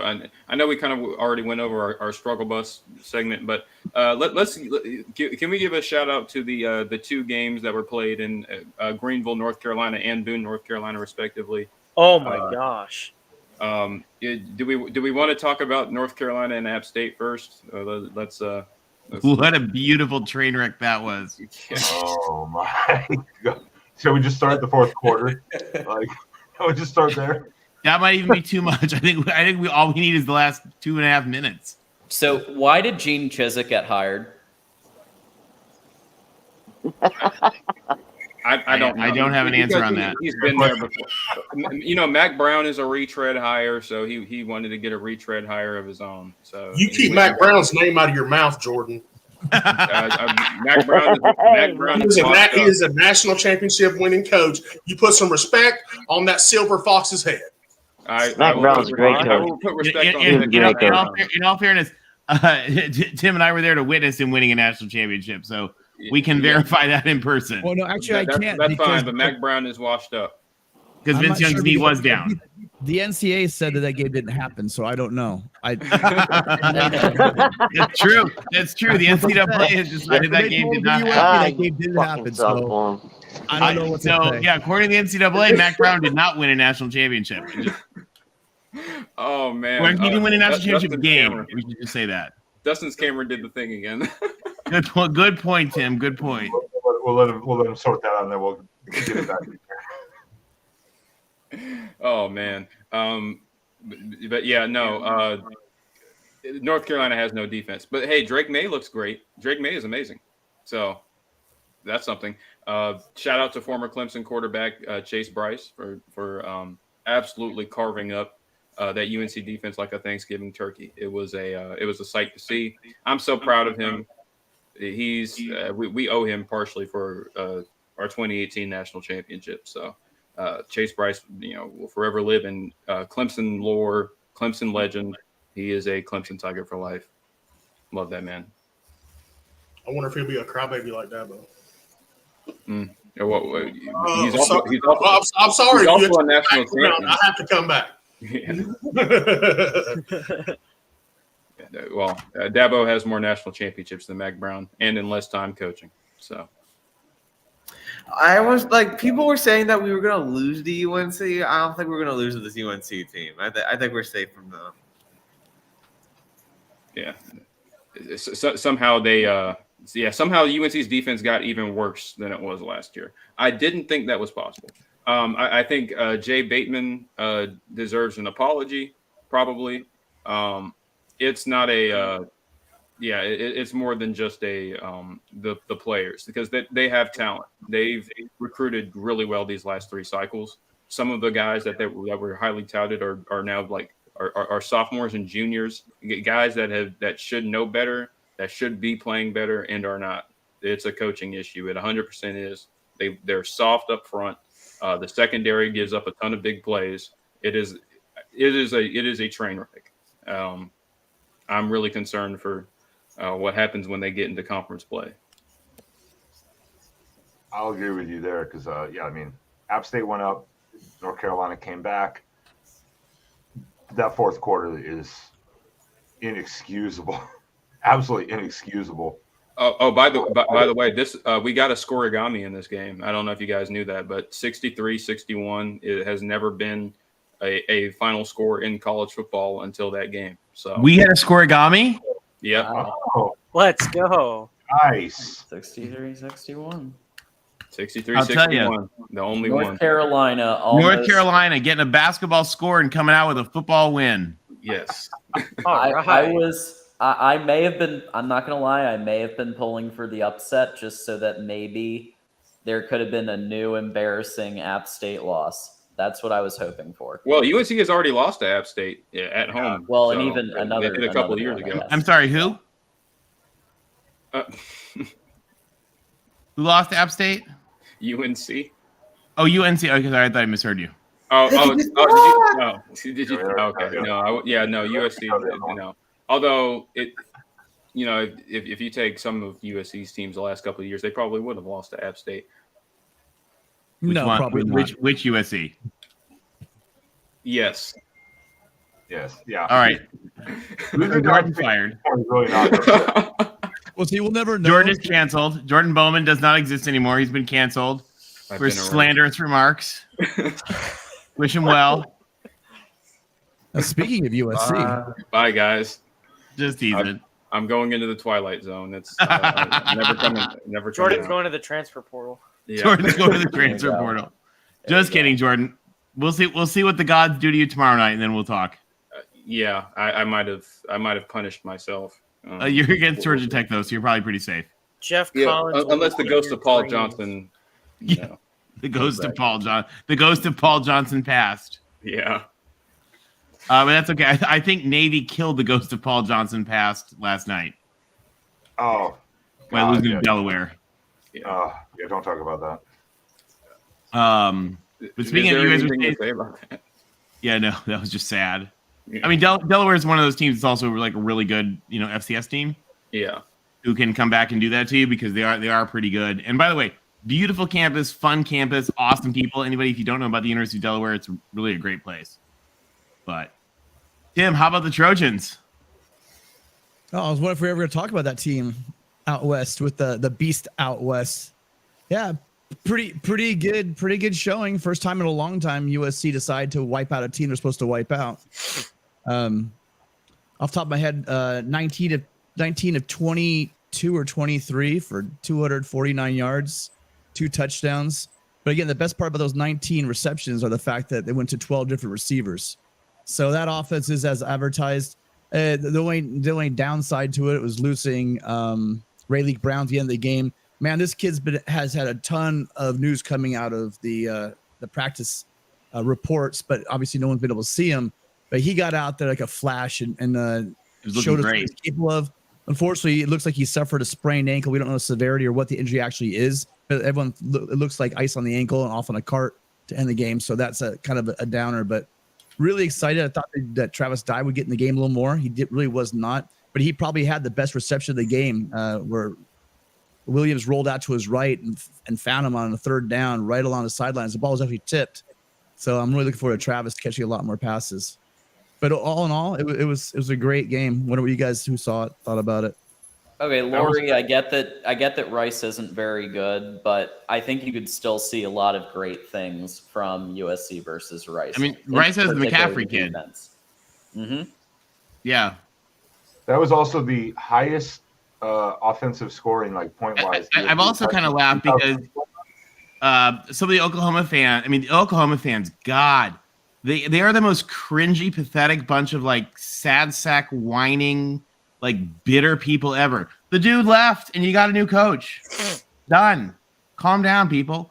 And it's funny because they're so angry about Rice, and it's like, you guys played pathetic ass UTEP or somebody? I mean, who?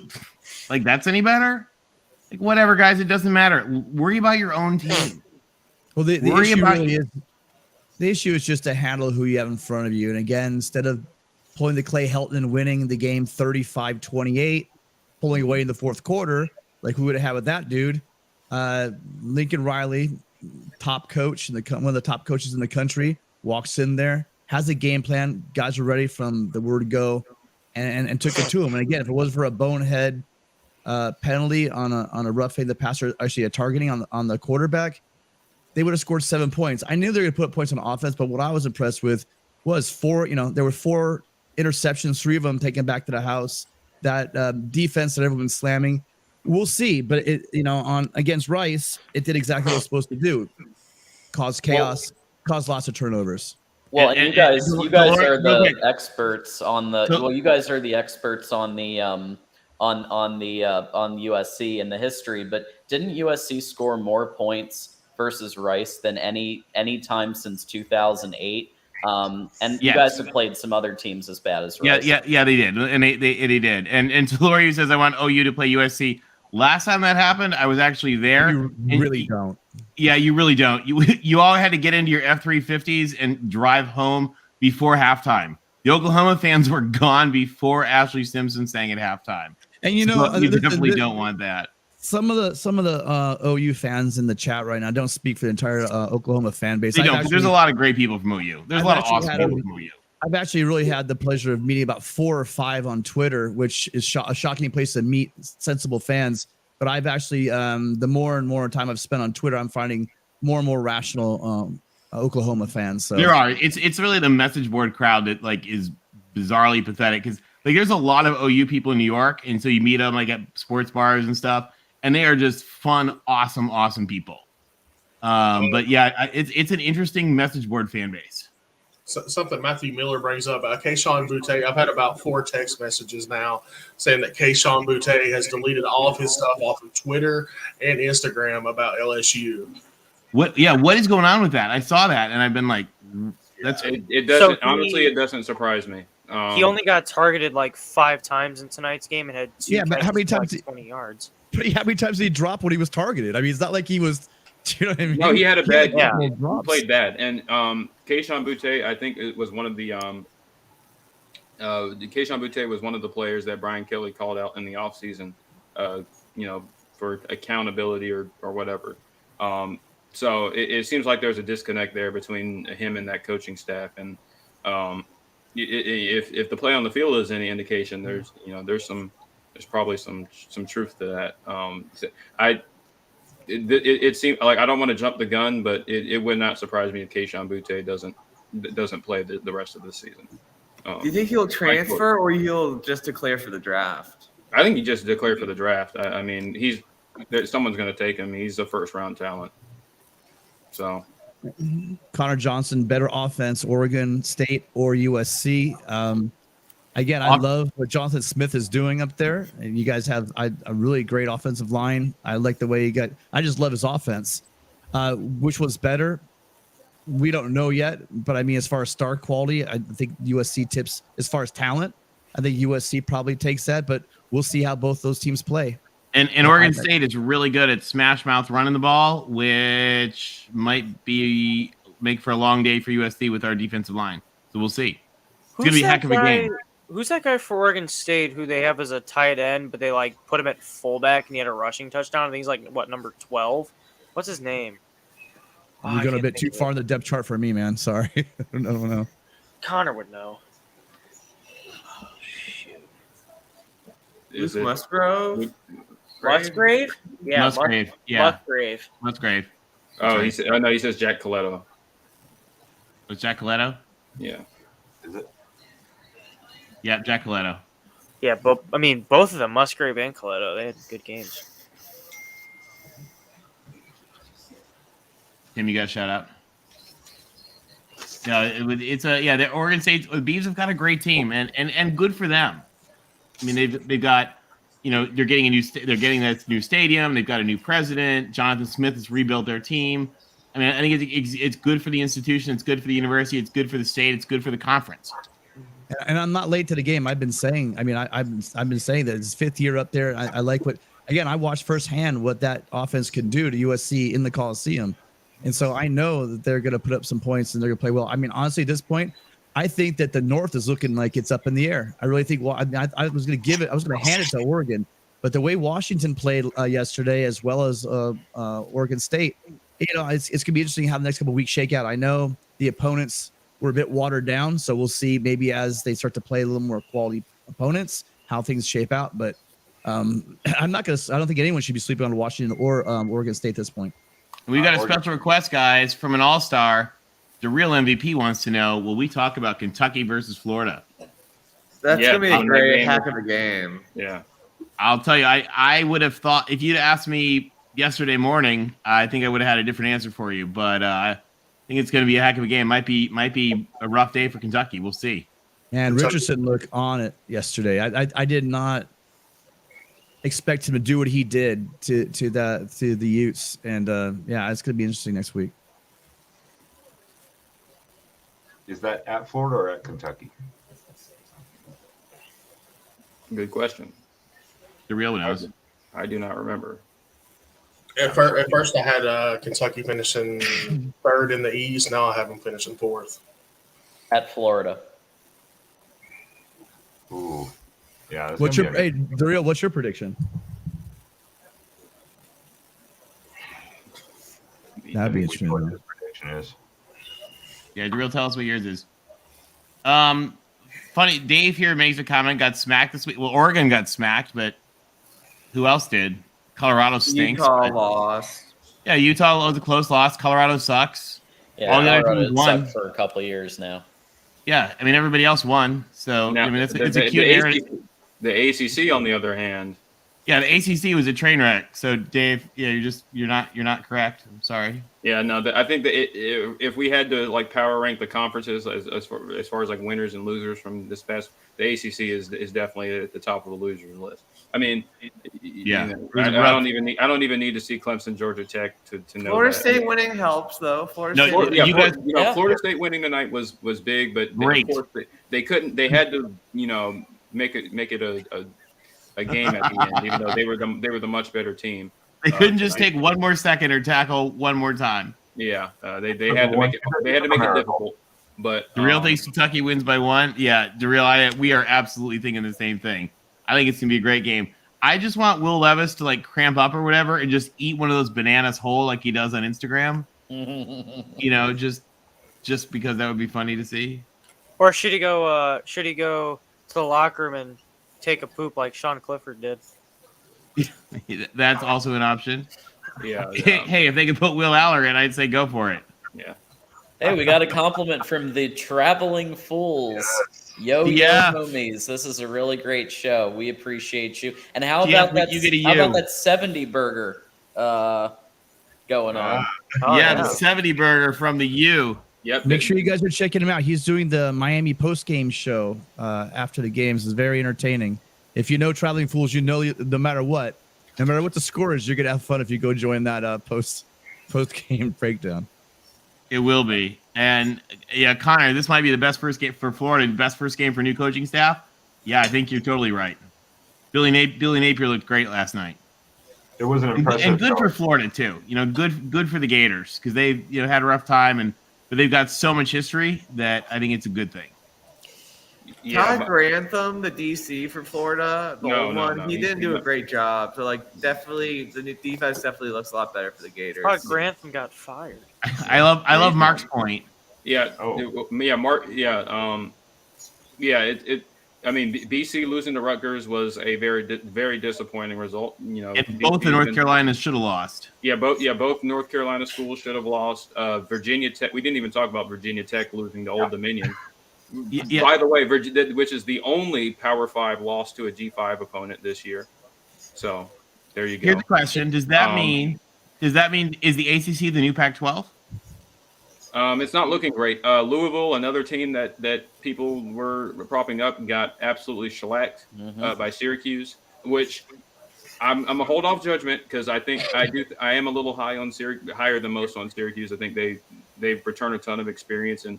I think they made some. I think they've kind of revamped that offense. They brought in Robert Anai and Jason Beck from UVA and Garrett Schrader and Sean Tucker. That is a mean 1-2 punch on offense, and they have some really good. They have some really talented players on. And I think when it happens in the dome, the technical term is you got dunked on. Yeah. Louisville got dunked on. I put on Twitter. If any of you guys, I mean, some of you guys follow me on Twitter. I kind of laid into Satterfield and that coaching staff. I'm out. They're not good. It's not. Louisville is recruiting great, and I think that's wonderful. But I think that more has to do with their NIL potential and some of the pieces they have in that class who have some ties to some big names. But that's a whole different conversation. But Scott Satterfield is. I think his time is pretty much coming to an end. He apparently he had like some emotional meeting with the higher ups before the season, talking about his plan for the program moving forward. Was this what you had in mind? I mean, these are the kind of games that you lose. You should have been losing like your first year. When you were coming off of that awful Bobby Petrino, the awful Bobby Petrino, or the end of his tenure. It's like Louisville has regressed year after year. Malik Cunningham had an awful game against Syracuse. It's not. Yeah, he's done. Wasn't the best thing they did? They had that really good half against Notre Dame, and then that was like it. Pretty much. Well, yeah, that 12. I remember they played Notre Dame like 12-7 in the COVID year or something like that. But other than that, I mean, in Louisville was great in his first year, and that they haven't come close to matching that since. I think they went 8-5 when everybody picked them like dead last in the Atlantic, or maybe second to last behind in front of Syracuse, who ironically, no, Syracuse was actually picked second because they were coming off a 10-win season. So yeah, Louisville was picked dead last in the Atlantic, then they went 8-5.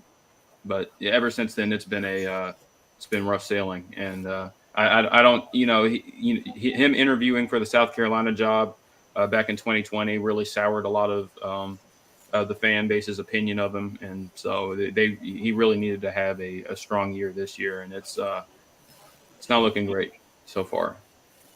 Shout out to Greg Schiano at Rutgers, man. I mean, I don't think they're going to have many wins at the end of the year because they're in the Big Ten East, but he's really making them competitive against power. What did Greg Schiano do to deserve a shout out? One win against Boston College and a solid looking. Also last year, they 5 wins is good for Rutgers.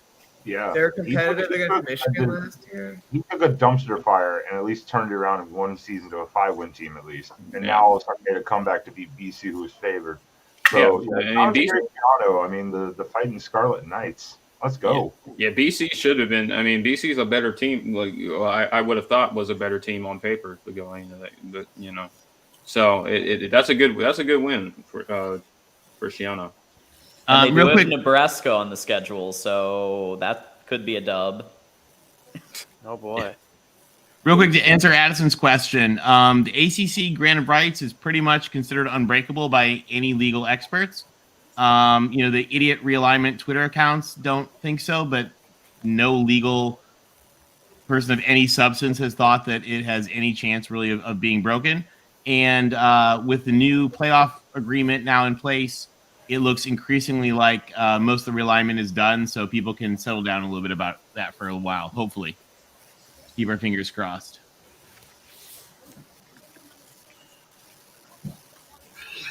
Jordan, finally we get to see Clemson football. Yeah, I am excited. I don't like that it's prime time. It's the only game watching. So if we stink up the joint, everybody's going to see it. But it is what it is. That's what you sign up for. People were going to watch us anyway because it's Clemson, and people are interested to see how they look coming off of a down season.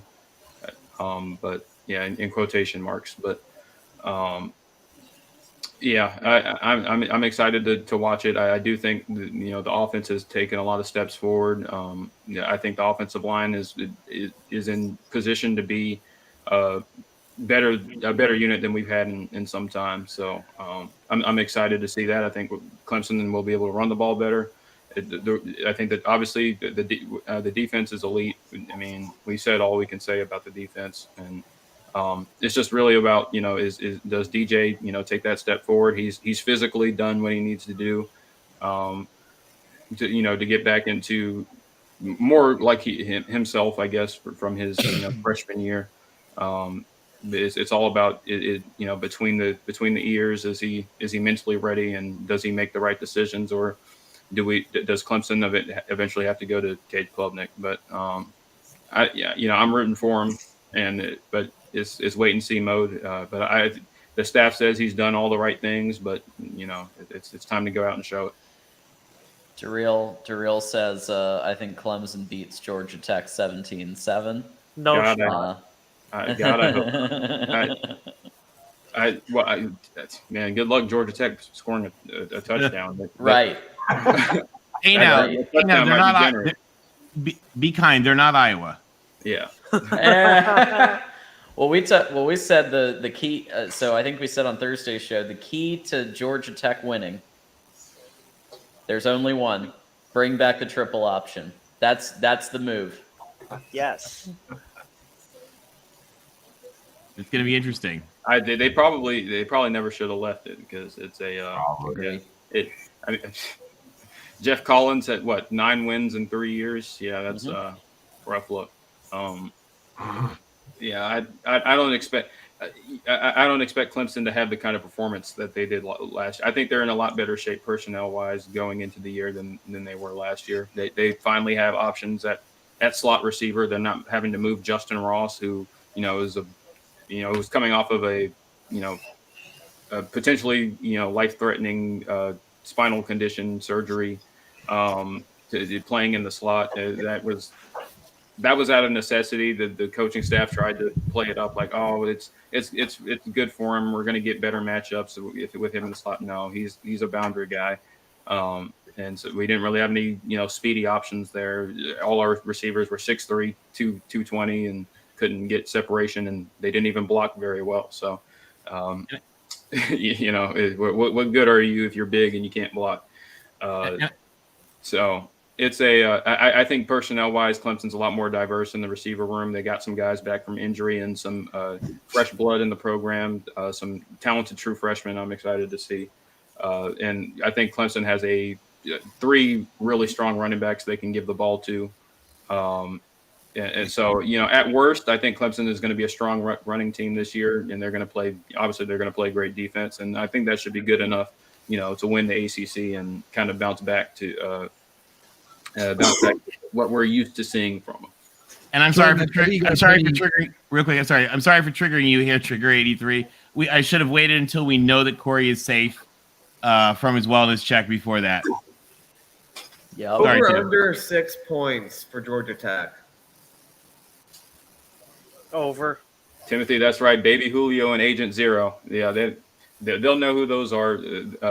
They'll understand pretty soon. Well, one of them we probably won't get back this game, but we'll see Agent Zero tomorrow night, or actually it's 1:33 here, so tonight technically. So I'm excited for that. They'll know who those people are pretty soon. Robert says, I think USC, UCLA, Texas, and OU will all be regretting their current planned moves. I don't know. I'm not sure how much regretting they're going to be doing with the giant truckfuls of money that they're probably zero regretting. That's how much? Like Scrooge McDuck levels of money that they're going to be sitting on. Just like that, just swimming around all those gold coins in that big vault. Yeah. Yeah, that could be one of the I don't know, one of the more like Iowa State-ish comments I've ever read. We'll see. We keep hearing these weird comments. I mean, I don't understand why people. USC isn't the USC of 2021 forever. You know what I mean? Yeah. USC has done fine against the Big Ten. Do I think? And so, by the way, has UCLA. But I do think that we will be able to be competitive in a couple of years from now. We're not going to be joining the league for another 2 years. So I would imagine that Lincoln Riley would have the offensive line playing strong enough to be able to handle those and the defensive lines to handle those Big Ten lines. And that's the only question mark going in, but we got 2 years. Yeah, exactly. And and they've historically not had much trouble. None of those 4 teams have historically had a lot of trouble with the Big Ten. So it'll be interesting. We'll see. USC's coming in with a 6-4 record against us. I look forward to playing them every year, every other year. How fun will that be? It's going to be awesome. John, we got to get you out of the Coliseum. The victors versus Fight On, the 2 bands. It's going to be epic. It's going to be a great time. There might be a Rose Bowl situation in a couple months, so even better. I like it. To Winsipedia I go. Great website. Yeah, they're USC 6-4, I believe. I think so. I think you're right. I'm trying to trash on UCLA without TBM, but do you think they can recruit like USC can? Like, I don't know. I just don't know how much. Well, under Chip Kelly, they're not really interested in recruiting. Short answer, no with Chip Kelly. But yeah. But if they keep playing like they played against Bowling Green, the real question is, under their next coach, will they be able to recruit well? Yes. This is the Chip Kelly retirement plan. There's actually no reason why UCLA, as they join the Big Ten with all the money to come in, there is absolutely no reason why that the next coach at UCLA shouldn't be successful. That place is just geared for success, and when they have the right coach, again, just like many programs, they got a good coach, they're going to win. Then again, we've been saying that ever since Red Sanders keeled over in the motel with the hooker in 1958. Well, I mean, Terry Donahue had a lot of success through the 80s. He had a little bit. He won a lot of bowl games. I think Toledo was very close to winning a national championship there. He was. Yes. If it wasn't for a hurricane, he may have. And then you're looking at mob dollars too. But again, they were rolling. So yeah, I mean they absolutely, if the right coach, can do well. Yeah.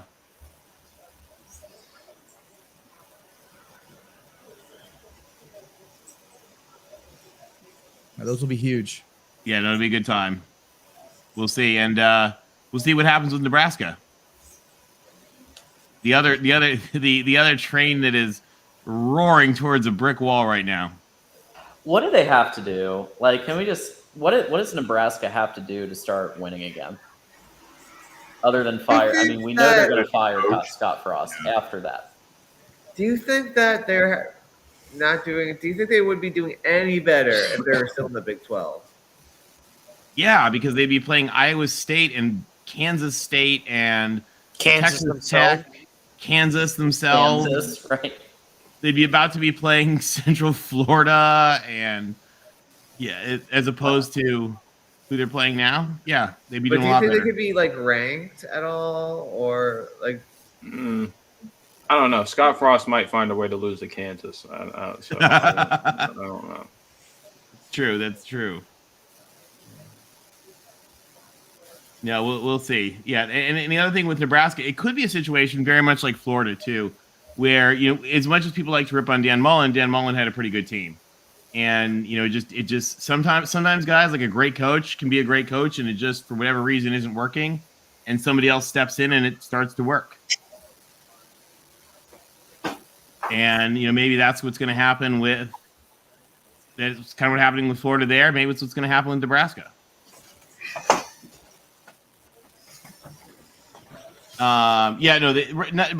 Gary, you're totally right. Terry Donahue's deservedly a Hall of Fame coach. I'm mostly just giving UCLA a hard time.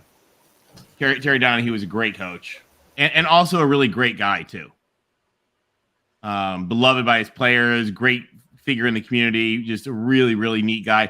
As was Pepper Rogers. So, and I love Rick Neuheisel. I wanted Rick Neuheisel to succeed when USC was looking to hire it a couple times. I thought Rick Neuheisel might not even be that bad a pick.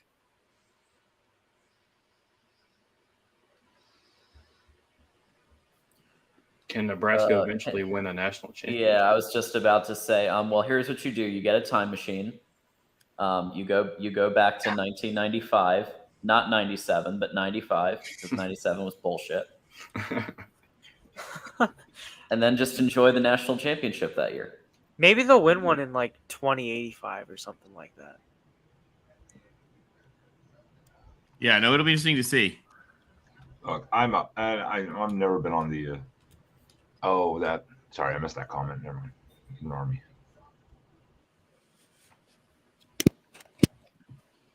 Yeah, JJ said Jeff is talking about JJ. Yeah, I mean he is in my eyes he's the starting quarterback at this point. And Cade will not get the job back. He may play some garbage time, but I think Cade should be at a team that everybody loves him. Like, let's say a Wisconsin where they would build cheese effigies to Cade McNamara and they would all love him, instead of here where 80% of the fan base wants JJ. Hey, he could go to Notre Dame and start tomorrow. Will, what do you think about that? I think Buckner might be better than Buckner's are JJ, with like a little less polished possibly, but we have ours. So. That's so cute, Will. Adorable. Because, yeah, Cade McNamara is way better than Buckner. We'll see. But, Buckner's got a great team around him, and you can't get much better, I think, than Marcus Freeman. Marcus Freeman had that team ready. He had them looking good. And he had them ready to go against Ohio State. So... I think that Cade would be a great quarterback at Iowa or Nebraska. Yeah. Well, not in that offense, probably. No. Yeah, Iowa, no.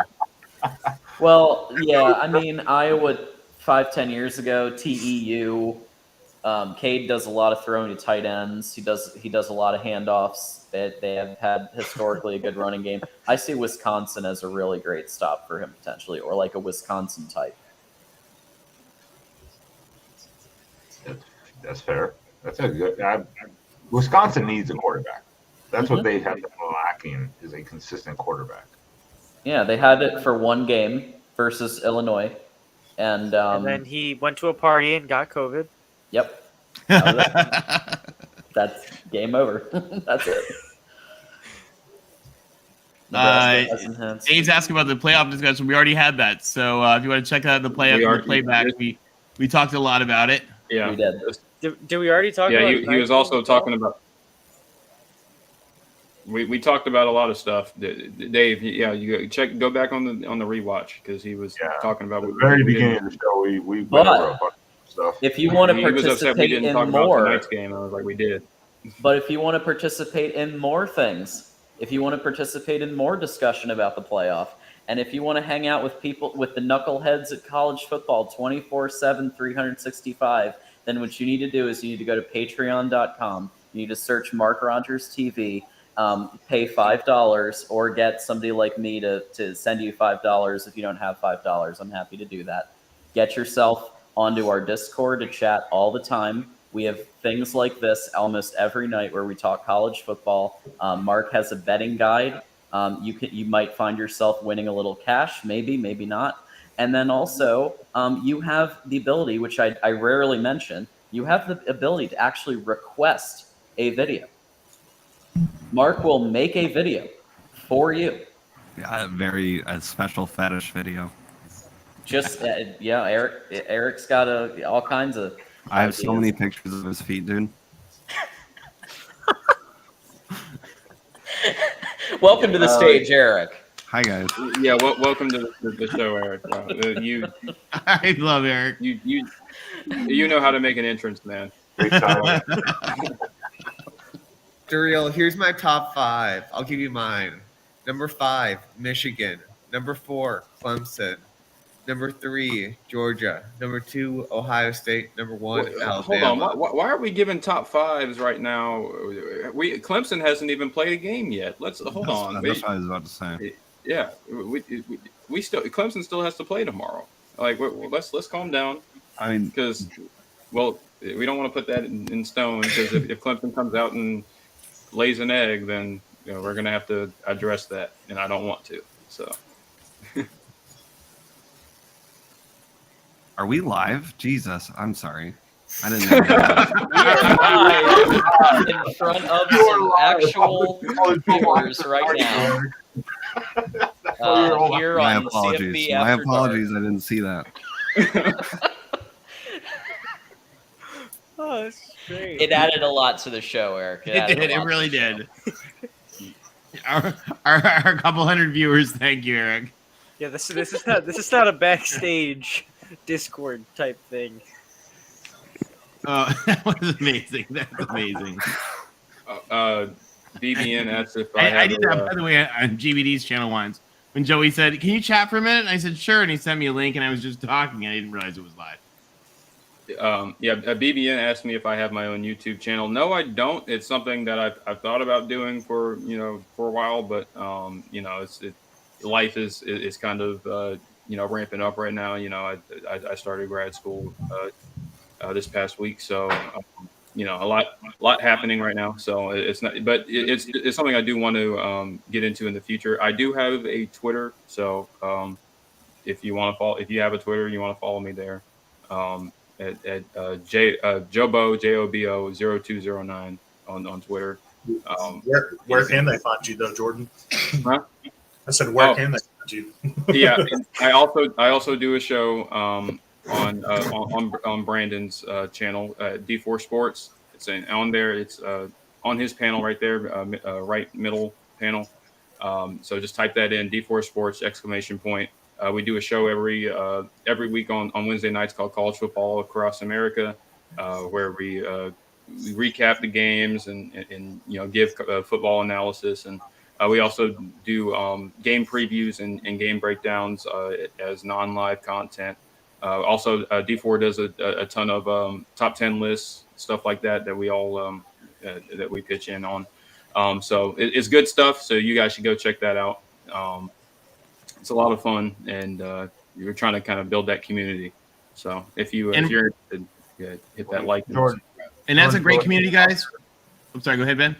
No, I was saying, yeah, go ahead and Jordan, drop your Twitter and stuff in the chat. Same with for the you and D4's show. Go ahead and drop that in the chat so everyone has a link for it. By all means, go for it. And if you guys wonder why D4's show has such great perspectives, it's because Brandon is actually a very successful football coach, and Jordan is a brilliant scientist and astrophysicist. And so when you put those things together, you get actually some really, really good takes. And it's a great show that everybody should be watching. Like, imagine if Neil deGrasse Tyson was a football coach. That's basically the channel. Yeah, it's really good. That's why. Yeah, I'm over there too. By the way. I don't drop much physics knowledge, but But he can. I bring that. I can bring that vibe. I can talk like I'm giving an hour lecture on neutrinos. I don't know. And we didn't mean to short Zach, who's also a key part of their channel, and definitely anchors down the Big Ten. And was at the Purdue game giving us live updates while we were all jealously watching on TV.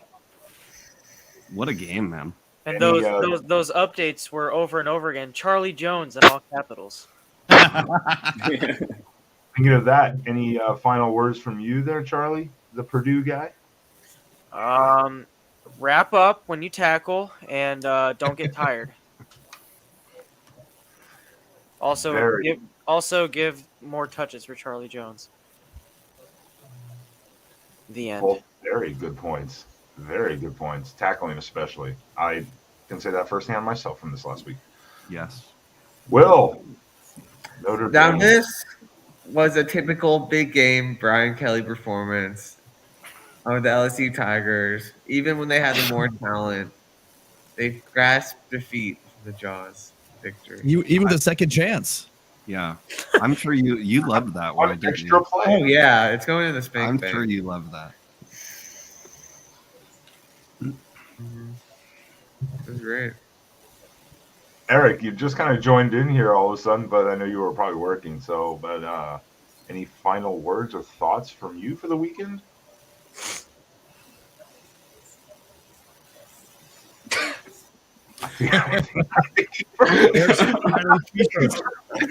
Screen. I'm like, what's going on right now? Is he frozen? Well, maybe he'll unfreeze here in a second. But what about you, John? Let's skip over to you then quickly. All right. So I will actually be doing a Michigan show with D4, Brandon. So we're excited about that. And I'll point out some specific plays where I thought they set JJ up a little more for success. And then obviously I don't have my own channel, but I have I'll drop my Twitter, at John D'Adamo, on the chat right now. There we go. Am I back? Yeah, now you're back, Eric. All right, let's go. Your face Yeah, was I had a hurting, hell of a man. weekend, man. That shit hurt. Hats off to Georgia. You guys are really, really good, and you might be really, really bad.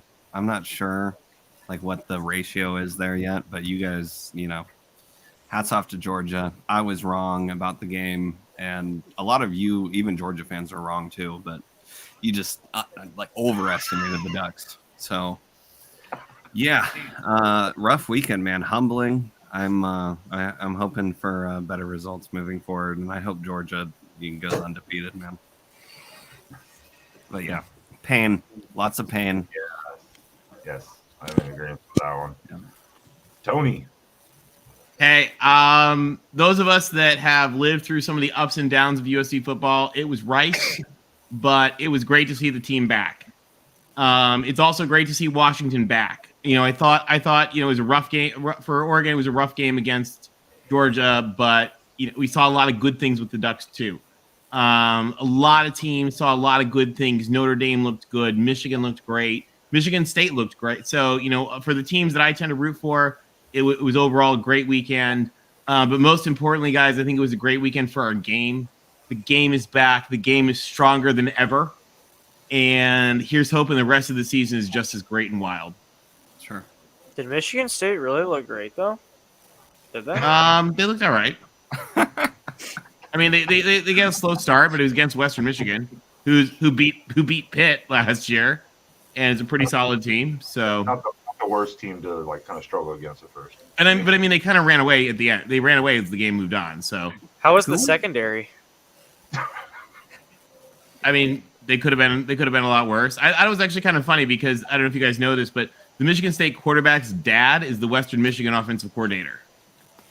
And so there was a lot of, kind of cute, like, father-son things. Also a neat thing for our family because my dad played for Michigan State. My brother went to Western. So it was kind of like an internal family bowl, too. It was good. Michigan State looked good, kind of your typical playing against a good MAC school.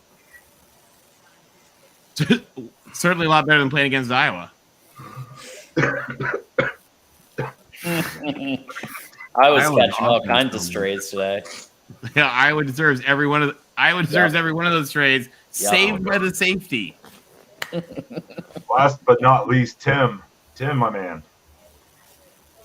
Just want to thank everyone for coming out for the first. We had our first post game show, USC post game. A lot of you guys showed up. Really, all appreciated all the support from all of you.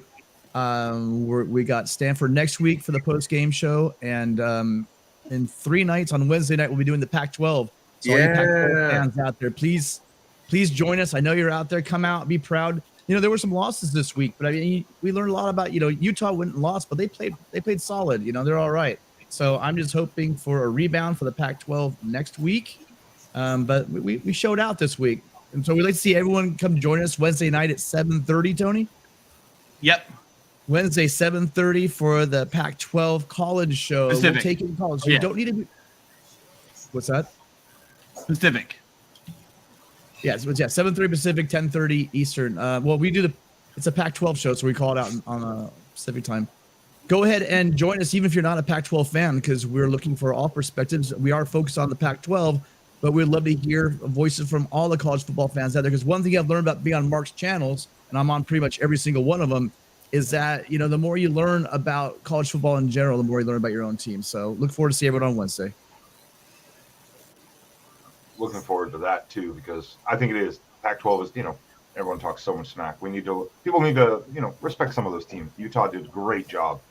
Very proud of the showing from Utah. Yeah, there are dozens of Pac-12 fans, dozens of us. Dozens. There are.